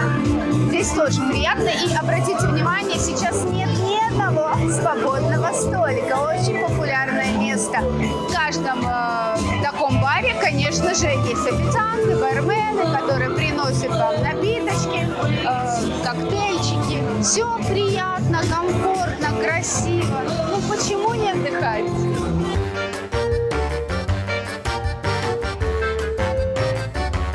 Я вот здесь пытаюсь разобраться, чья это форма. Я так понимаю, что это какой-то пилот Формулы-1, возможно, это его форма, вместе даже со своей подписью. Он даже оставил здесь свой автограф. Очень интересно сделано. Это мы передвинулись уже в другой бар. Этот бар спорт-бар, имеет такую спортивную направленность. Даже здесь есть мини-боулинг, есть возможность поиграть в мини-боулинг. Соответственно, ну, я так понимаю, что напитки здесь примерно все одинаковые. Просто каждый, кто на чем повернут. Кто-то вот на алкоголе, кто-то на джазе, а кто-то на спорте. Причем вот ты сидишь на спорте, вроде бы в спортбаре, но при этом напитки есть алкогольные везде.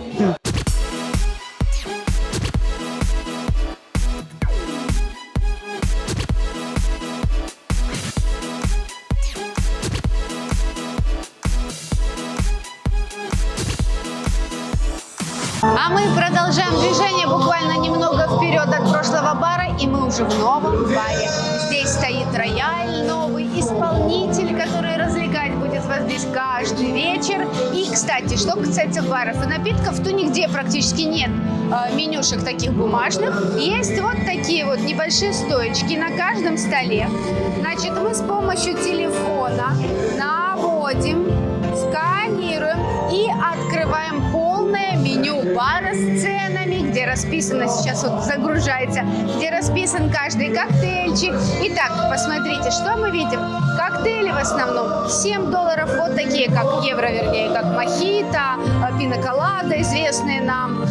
Есть бокал вина, шампанского, например, $6, в среднем $8.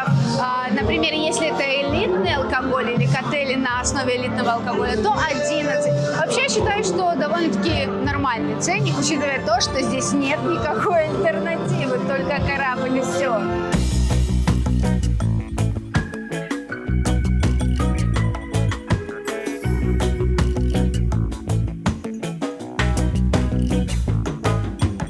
Ну что ж, мы снова нашли очередной бар, и отличительная особенность именно этого места – это то, что здесь есть десертики, разные вкусняшки. Но самое важное – это то, что эти вкусняшки, они уже включены в стоимость нашего отдыха, то есть за них платить не нужно, и это очень большое преимущество, так как работают они здесь достаточно долго, постоянно.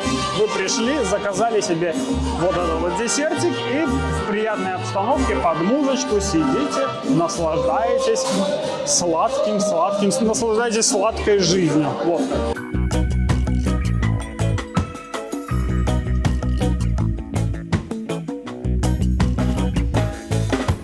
Вы представляете, здесь настоящий, как будто бы район в каком-то городе, потому что здесь есть не только бары, рестораны, но еще и магазины. Все магазины здесь это зона duty duty free, то есть они работают чудодейственным способом, открываются только когда мы начинаем плыть. То есть это тогда зона duty free, и все открывается. Кстати, цены здесь очень даже приятные, если сравнивать с duty free в различных аэропортах.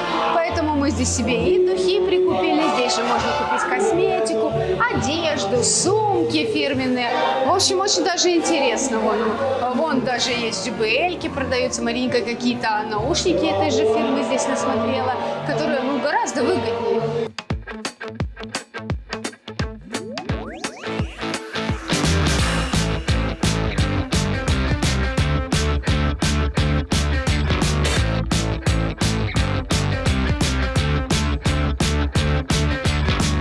И самый главный вопрос, как платить за это все боголепие? Дело в том, что в магазине Duty Free ни в барах, нигде невозможно рассчитаться наличными деньгами. У вас их просто не примут. Для того, чтобы заплатить, нужно оплатить вот такой вот карточкой, которая служит ключом. Здесь прописано ваше имя, ваш номер, тут какой-то, куда бежать в случае проблем, куда спасаться. И вот на эту именно карточку можно положить уже настоящие реальные деньги. Для этого мы подходим к такому автомату, прикладываем туда карточку, засовываем деньги, и они пополняются. Обычно, кстати, возле этих автоматов толпится народ, который хочет положить деньги для того, чтобы насладиться плодами местной вот этой вот цивилизации.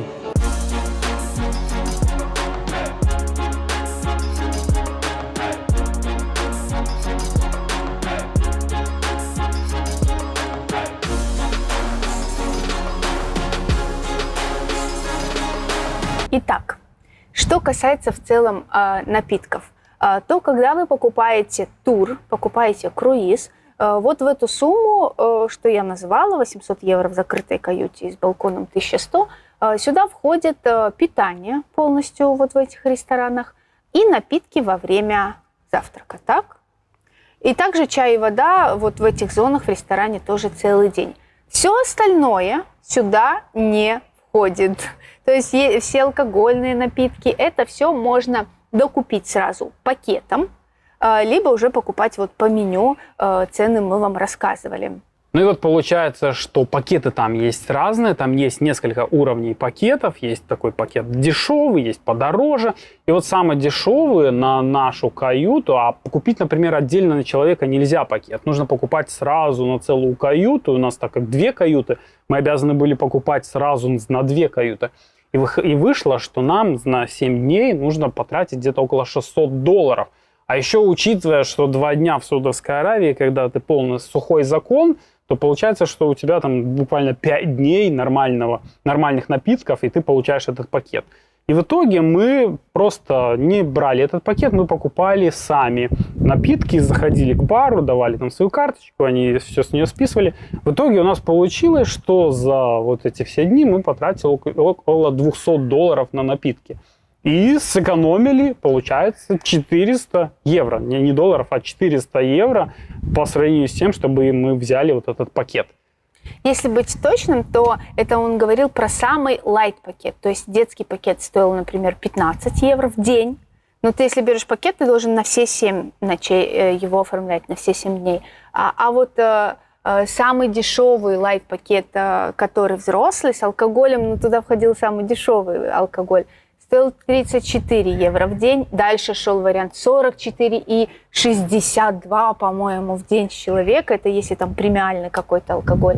Но надо сказать, что все-таки алкоголь там был неплохой. Это да, не такой вот дешевый египетский алкоголь, который там в пластиковых бутылках. Нет, там нормальный алкоголь из duty free, но просто более дешевый вот по вот этой ценовой категории. Все коктейльчики были вкусные, все, что мы заказывали, в принципе, с этим проблем не было. В итоге мы дети потратили, у наших детей свои карты, дети потратили в основном, они, что касается напитков, все брали в мини-баре, и это все потом высчитывалось.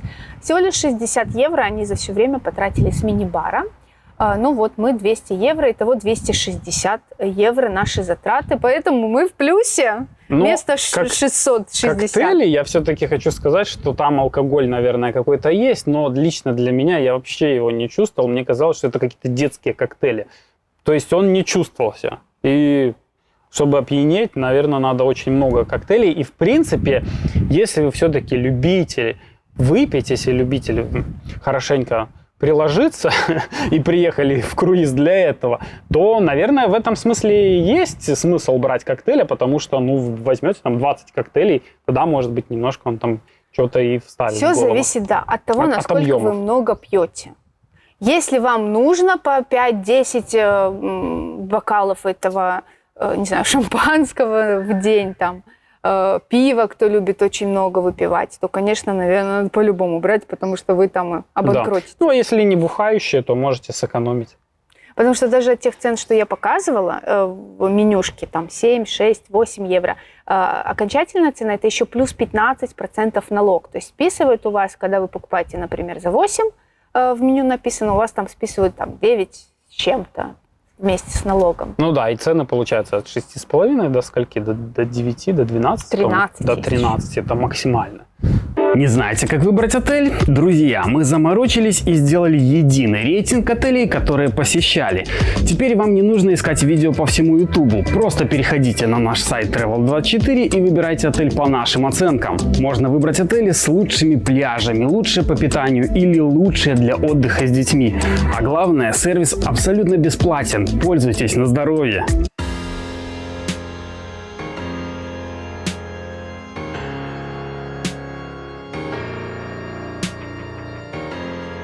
Ну а кроме баров и музыкального сопровождения, там на лайнере есть еще настоящий театр. Он просто огромный. Каждый вечер в 8:45 там проходило шоу. Всегда яркое, с шикарными декорациями и профессиональными артистами. И это напоминало мюзикл.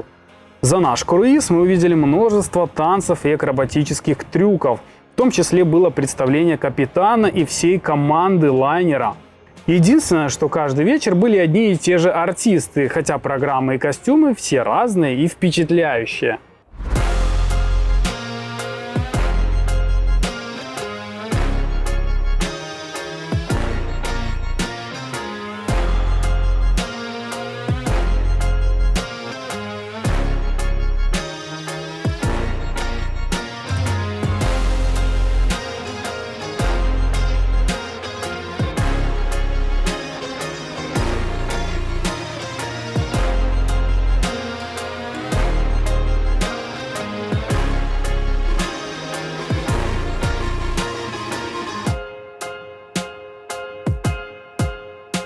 И даже вот когда здесь находишься, ты не ощущаешь, что вообще-то мы сейчас плывем посреди Красного моря, посреди вообще вокруг нас вода, а здесь вообще не шелохнется ничего.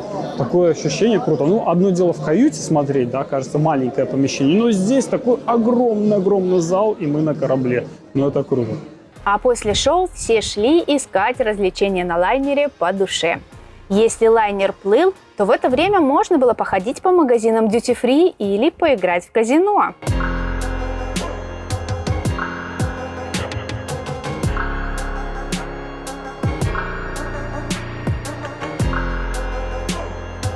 Вы только посмотрите, какая красота! Здесь настоящее казино. Все дорого, богато, все сверкает. Прям шикардос.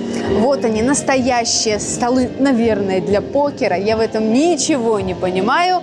А вот автоматики, это, наверное, light режим. Всегда предлагают здесь вот прям за 5 евро написано. И можно выиграть 500 евро. Но так как я очень азартный человек, то мне лучше это все не пробовать. А, кстати, вы знали, что если вы в казино садитесь играть за рулетку, например, или в покер, то дают бесплатный алкоголь. Это, конечно, все неплохо, но, наверное, туда надо потратить много денежек, так что алкоголь весь им оплатится.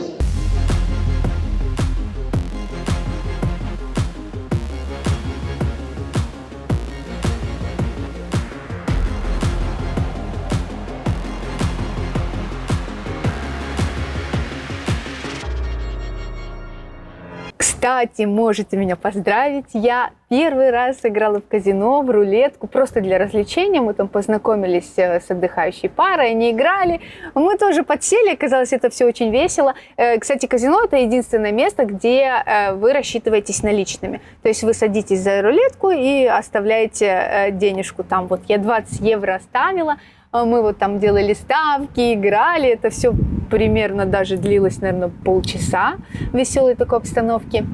И, о боги, я выиграла 6 евро. 6 евро, я не в минусе. То есть я 20 положила, грубо говоря, 26 забрала. В общем, мне очень понравилось. Кстати, кто из вас играл в казино? Напишите. Я тебя, конечно, поздравляю, но лично мое мнение, я даже не играл, не собирался. В казино можно выиграть только если у тебя свое казино. Вот эту вот поговорку я всегда повторяю. В этом случае то, что ты выиграла, то если бы ты начала играть дальше, ты в любом случае бы проиграла, потому что казино – это бизнес, который рассчитан на то, чтобы проигрывали люди. Все проигрывали. И сколько народа мы там видели, которые реально приходили, там ставили 200 евро, и все это проигрывалось, уходило У меня в лед. не было цели там выиграть, либо... Не было цели. Вот с этого всего и начинается. Да замолчи, ты дай мне сказать. А потом уже и квартиры, и машины, все это туда уходит. Короче, если вы вот за меня, напишите в комментариях, что я не нужно в казино. чтобы провести время, как в кино сходить. Просто вот я знала, что я их вот потрачу. с этого всего и начинается. А потом азарт, и все, и пошло все, последнюю одежды, последние квартиры, машины, все туда уйдет. Кроме этого, особым местом был главный холл с шикарными лестницами, где все любят фотографироваться. Надо сказать, что на лайнере есть фотостудия. Например, можно заказать услугу неограниченного фото на весь круиз. Стоимость на одну каюту 200 евро.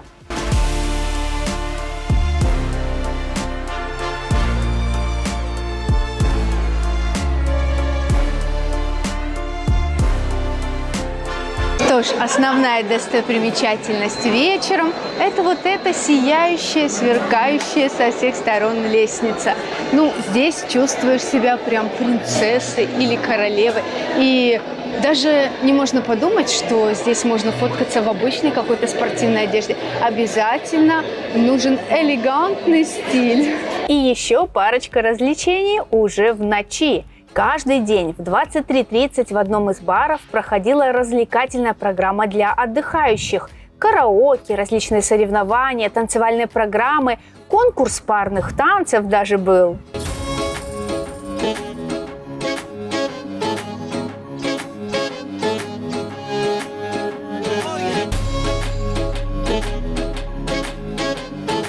Иногда вечерняя программа была на верхней палубе, правда зимой это не очень комфортно. Перед тем, как ехать на круиз, нужно было подготовиться. Вы только посмотрите, я весь в белом, так как здесь есть тематические вечеринки, и каждый вечер нужно приходить в определенной одежде. Сегодня вот мы полностью все в белом, и у нас сегодня белая вечеринка. И нет, я не расист, просто нужно одеть всю белую одежду и так вот танцевать.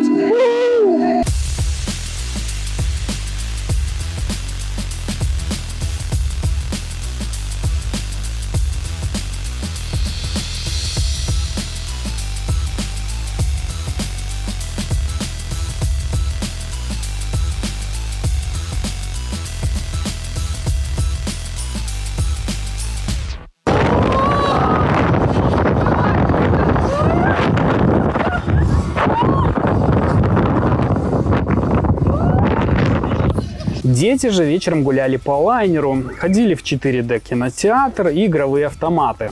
Это, конечно, все платно, но был и день в кинотеатре со скидками.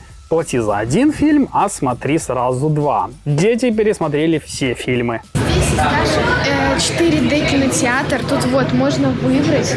Стоит, в принципе, недорого, всего лишь 7 евро за ребенка. Это немного, так что скоро пойдем. Девочки, вы готовы? Да. Вы готовы?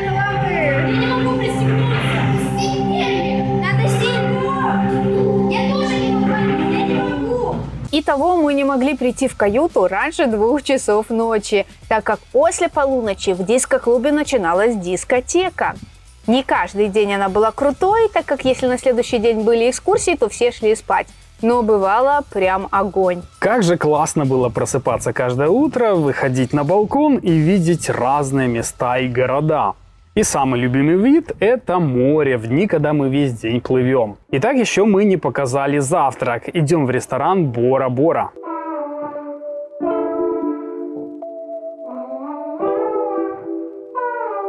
Что что ж, доброе утро, друзья. Мы пришли на завтрак. Все в тот же ресторан по системе «все включено», вернее, шведский стол. И здесь у нас стол с выпечкой. Свеженькие круассанчики, какие-то пирожки, тортики. Ну, как раз-таки утро – это то время, когда все это можно попробовать. Рядом фруктовый стол. Сегодня бананы, сливы, киви, груши, виноград, дыня. Ну, очень большой выбор, я считаю. Бывает еще и арбуз. Дальше различные вкусные добавки. Семечки здесь есть, изюмчик. Ой, народа сейчас много, потому что самый пик. Фруктовый салатик уже нарезанный, и приправить можно двумя вариантами йогурта. А здесь у нас целая миска такая вот молока с кашей. Ну что ж, на утро у нас имеется супчик, это овсяная каша.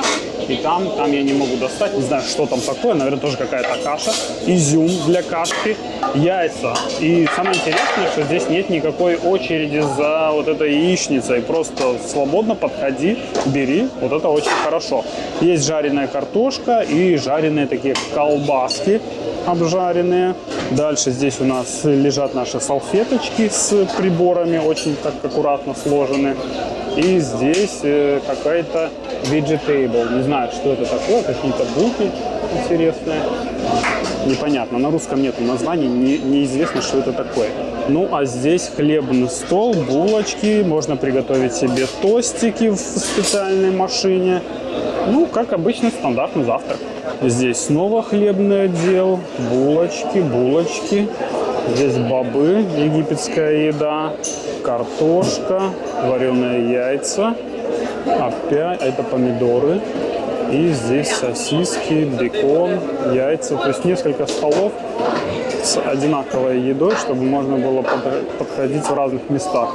Сыры, колбаска и вот бар. Ну, бар, кстати, платные напитки здесь. Нужно свою карточку принести и оплатить. Бесплатно тут ничего не наливают.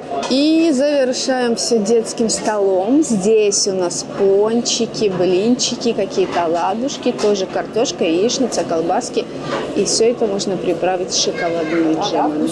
Я пришел здесь себе приготовить чаек. Даже можно себе лимончик закинуть. Он лимончик закидываю. И автомат для воды. Тут интересно, нужно нажать 2 раза на одну кнопку, потом нажать на вторую, и только тогда потечет вода. Сразу можно и не разобраться. Вот все, вода у меня есть. Кстати, во время завтрака, вот кроме чая и кофе, работает автомат с соком. Ну, я думаю, что сок здесь такой пакетированный, не очень вкусный, но сам факт то, что бесплатно еще и сок наливают. И вот в таком автомате холодная водичка. Получается так, что этот ресторан Бора находится на 14 этаже и занимает практически весь его этаж. По периметру, соответственно, мы имеем вот такие вот посадочные места. И сейчас мы, например, сели в задней части. Вы только посмотрите, с каким видом можно завтракать. Это же мечта, не просто вид на море, а вот этот бесконечный, сливающийся с горизонтом вид и еще в движении. Ну, это прям сказка. Это, наверное, такое достоинство круиза. Просто. Ну, а по питанию все хорошо. Ну, что сказать по поводу завтрака. Он здесь вполне достойный, как в таком хорошем 5-звездочном отеле. Я здесь, кроме вот стандартной яичницы, нашел дополнительно себе даже ананасы, чернослив и вот резанные, что это, абрикосы, наверное, что ли. Также кашу с изюмом, в общем, все, что нужно, имеется. И главное еще лайфхак, что когда весь народ, он как-то скапливается вот в той части ресторана, ну, не в серединной, а мы находимся как раз-таки в этой задней части с очень шикарным видом. И более того, здесь всегда меньше людей. То есть вы, если приходите, если вы уже попадете сюда, то знаете, что нужно именно приходить в заднюю часть, потому что здесь не только классный вид, но еще и народа немного. Круто же.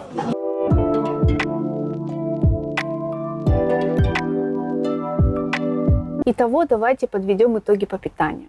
Вообще, питание здесь для нас, после, наверное, египетских отелей, ну просто шикарное.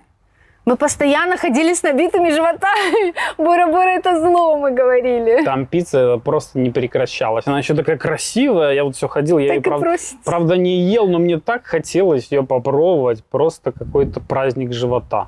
На самом деле перерывы в этом ресторане Бора-Бора были только 2 раза по 1 часу. То есть шел завтрак, потом час перерыва, потом шел обед, он какой-то длительный, переходящий, наверное, в полдник, потом опять час перерыва, начался ужин, и вот до 2 часов ночи аж там была пицца, какие-то гамбургеры, чай можно было всегда попить. В общем, это какое-то изобилие. Я перед поездкой, честно признаюсь, я волновался. Я думал, что мы будем там голодать. Но все-таки, когда ты посреди моря находишься на корабле, ты не можешь выйти, пойти в какое-нибудь кафе куда-то, да. Ну, то есть все, там как бы будешь голодать. Но там так система построена, что ты в любом случае будешь всегда наеты. Мы совсем не голодали.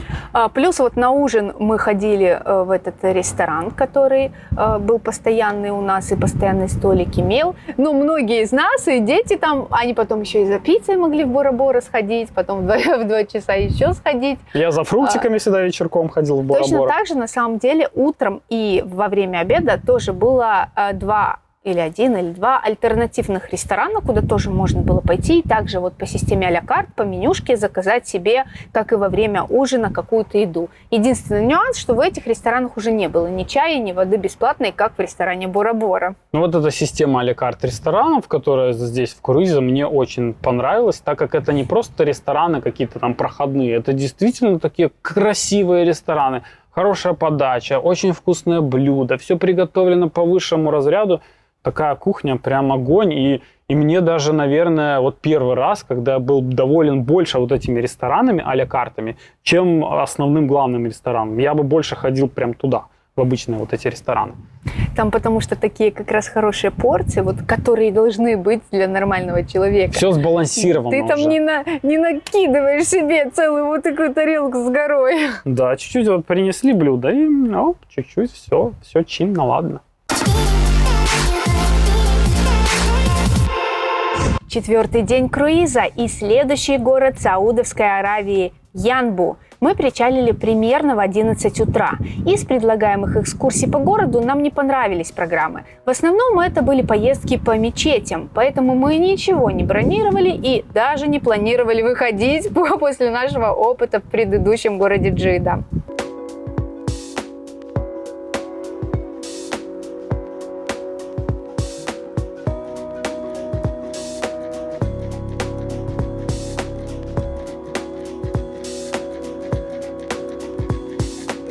Во второй день приезда в Саудовскую Аравию мы выходим в таком маленьком небольшом портовом городке Янбу. И мне кажется, что они здесь специально вот для приезда нашего круизного лайнера отстроили целую большую площадь. Здесь такая историческая часть города. Они ее реставрировали, поставили много-много всяких ресторанчиков. Тут продают соки, напитки.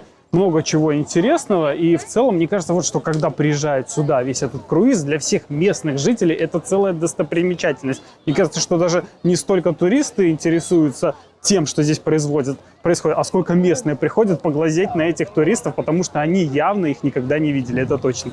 На самом деле мы даже не планировали выходить в этом городе и вышли сфотографироваться с лайнером. Вот он, красавчик. И потом только поняли, что в отличие от прошлого города, здесь с выходом все очень просто. Никаких досмотров, никаких отпечатков, никаких фотографий. Просто вышли и пошли. И вот в таком виде еще был вопрос, сможем ли мы выйти? Выпустят ли нас? Потому что уже очень некультурно, как будто бы мы нарушили все правила. Открытые плечи, декольте, коленки. Ой, в общем, все, что нельзя, мы все сделали. Никто не сказал ни слова. Сказали «Welcome, мадам». Итого мы прогулялись примерно час, попили кофе в местном кафе, увидели небольшой рынок, а некоторые даже ездили в торговый центр, так как Uber здесь тоже работает.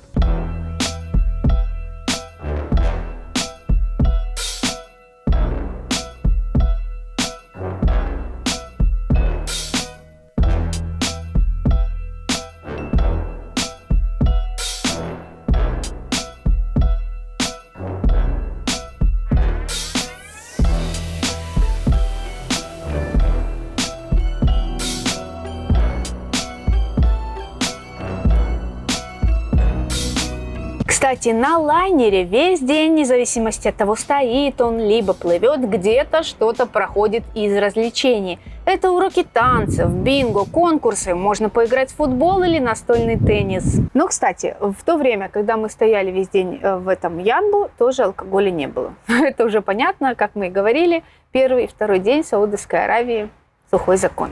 Что еще из затрат, кроме вот алкогольных, какая большая затрата еще была на корабле, очень расстраивающая всех? Ну вот как у нас принято, когда ты приходишь куда-то в ресторанчик, в бар, тебе приходит официант, он тебе что-то приносит, и ты ему оставляешь чаевые, да?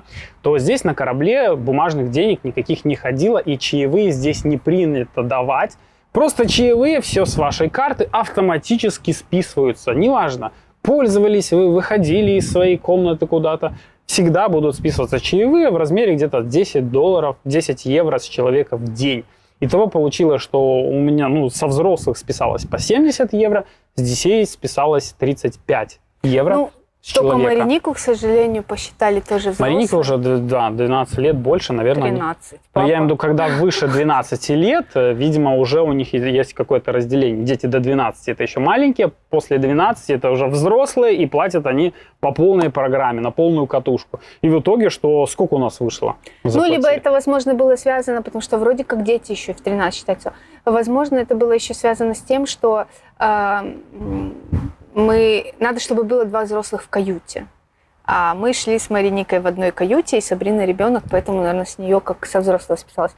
В итоге у нас 3 платежа по 70 и Сабрина 35. Это 245 евро. Ну, согласитесь, что это довольно много. То есть мы потратили все вместе, считайте, столько же на напитки, еще столько же на сервис. На чай. Хороший у них чай. Они, я думаю, самовары там ставят. Ну, это какой-то разрыв шаблона, потому что вот это обязательные чаевые, немножко... Чаевые, они же вроде не должны быть обязательные. Нет, чаевые это же на чай, как-то... Но это не только на этом, это вообще во всей, кто вот в круизной жизни, скажем так, живет в круизной жизни. В круизах так принято. Они понимают, что всегда вот такой платеж, он 10 евро, это вообще стандартик. Да, но и вы забиваете свой бюджет, понимаете, что эти деньги у вас спишут, независимо от того, хотите вы этого или не хотите. Не выпустят их все равно заберут у вас.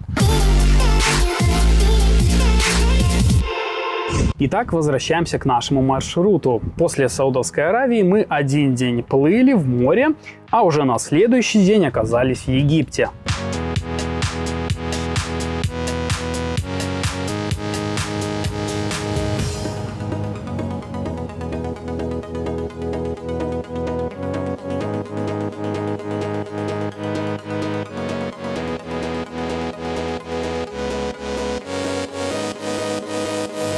Знаете, друзья, 7 ночей круиза здесь пролетают как одно мгновение. Сегодня у нас уже последний вот такой полноценный день круиза. Это остановка в порту Сохна, который находится недалеко от Каира. Это всего лишь 1,5 часа на машине. Поэтому все желающие, кто не посещал пирамиды, это же чудо света, обязательно едут на экскурсию. На пирамиды, в музей. Мы были там уже 100-500 раз, конечно, поэтому остались здесь. Также здесь есть такие же, кроме нас, кто остался. И так как корабль стоит, то несмотря на то, что мы здесь и вроде бы как 20 градусов всего лишь днем, но очень комфортно отдыхать, потому что когда он стоит, нет такого ветра, люди загорают, люди плавают, в джакузи сидят, проходит анимация. То есть даже если вы не выходите, возможно, ни на одной остановке на корабле, вы можете здесь просто тусоваться, ходить в бары, кушать, отдыхать, загорать, то есть нет необходимости выходить.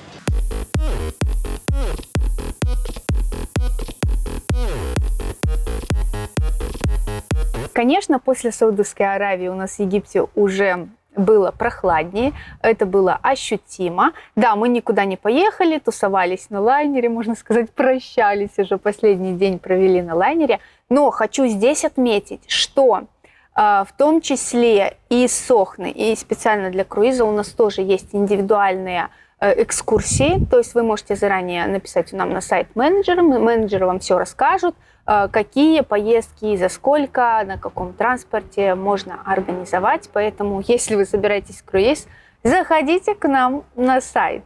Ну и еще одна статья затрат, когда вы уже приезжаете в Сохну, это, естественно, виза. ее невозможно купить по прилету, по приезду, как обычно в аэропорту она стоит $25, то здесь ее нужно покупать на корабле, и на корабле она стоит 29. Видимо, заработок у них 29 евро, это их заработок, и вам необходимо ее в любом случае купить для того, чтобы потом выйти в Египте. Поэтому у нас 4 человека, практически 40 евро, 30 евро получается, 120 евро еще плюс затраты, от которой никак не уйдешь. То есть получается, что стоимость, наверное, вот всей поездки, вот вы уже посчитайте, это первоначальная стоимость, это потом напитки, если вы не берете пакет, это обязательные чаевые, это экскурсии, выезды какие-то, да, и это обязательно визы. Вот именно из этого состоят все затраты на круиз. Ну, а еще если вы не из Египта, как мы, да, то еще плюс затрат надо же приехать и уехать из этого самого Египта. Поэтому не дешевое удовольствие. Но это мы говорим сейчас о вот как бы таких минусах, да, от обратной стороны, то, что дорого все.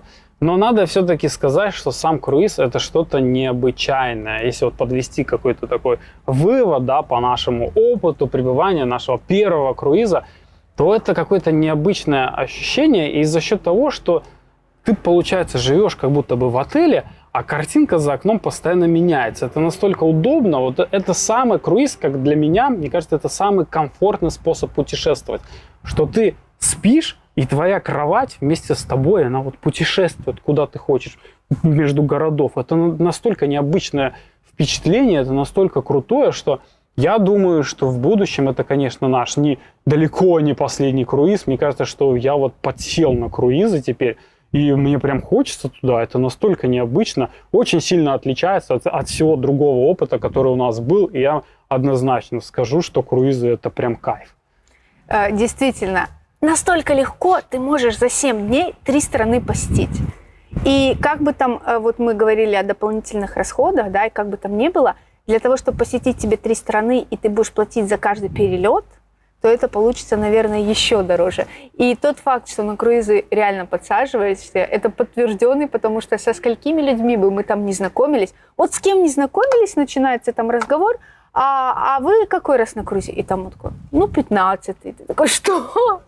10-й. Это мой 8-й круиз. Мы там первый раз были, наверное, единственные. Изучение номер 1. Квест. Техника безопасности на судне.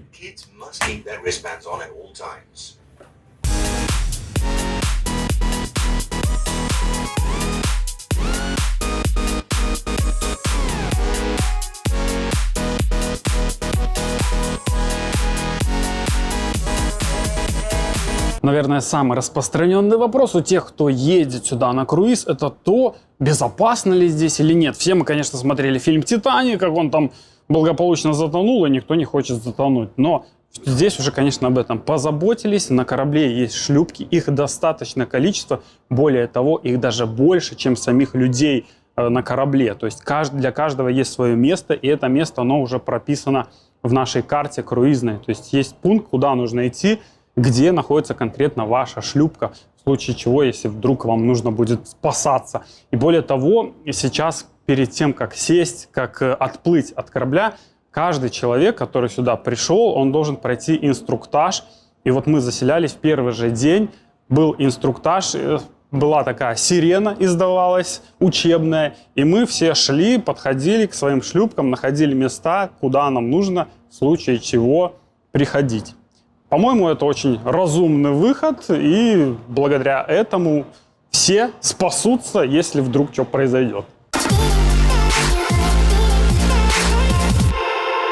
Ну и последнее утро на круизном лайнере, это когда мы в 8 утра прибываем в наш первоначальный пункт в Сафагу. Но самое большое, что меня расстроило, это то, что вечером, причем это было уже поздно, где-то в 9, наверное, принесли, но так как мы в номер, Макс пошел только в 11 ночи, да, мы увидели вот это письмо, что нужно забрать чемоданы до полуночи перед днем выезда.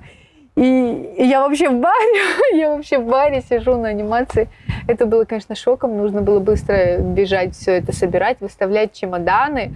Ну, как Да, бы мы не еще, очень удобно. мы еще в баре, а уже все чемоданы, все нормальные люди уже выставили. Которые 15 раз в круизе. Да, они уже выставили свои чемоданы, а мы еще в баре сидим. Какие чемоданы? Вообще, мы еще гуляем, дискотека, все Мне дела. кажется, это не очень удобно, потому что, ну, как бы, все вещи на завтра. Да еще и в целом мы косметика. привыкли, что из отеля мы выселяемся в 12 часов. Ну, это такое общепринятое время, да. А здесь получается, что мы в 8 утра уже должны, не то что чемодан в 12 ночи, а сами в 8 утра уже выйти должны. Покинуть каюту надо было в 8 утра. То есть ну, вставать потом мы надо там в сходили 7 еще утра, на в 6. завтрак, где был настоящий трэш, потому что именно Сафага это был тот порт, в котором максимальное количество людей садилось и выходило. Соответственно, все 8 покинули свой номер, как было сказано, и пришли. Бора-бора, боже, что И там пришли было. благополучно кушать, Мы не конечно. могли найти ни стол, ничего. Потом тоже в очереди на выход мы стали, хотя там было время, для каждой палубы было время выхода, но все равно была толпа, потому что не все выполняли вот это время, эту очередность. В общем, в 12 часов карета превращается в тыкву, как уже говорится. все, мы И вышли. мы со своими этими чемоданами, там целая куча чемоданов, и мы уже домой. Все, сказка завершилась.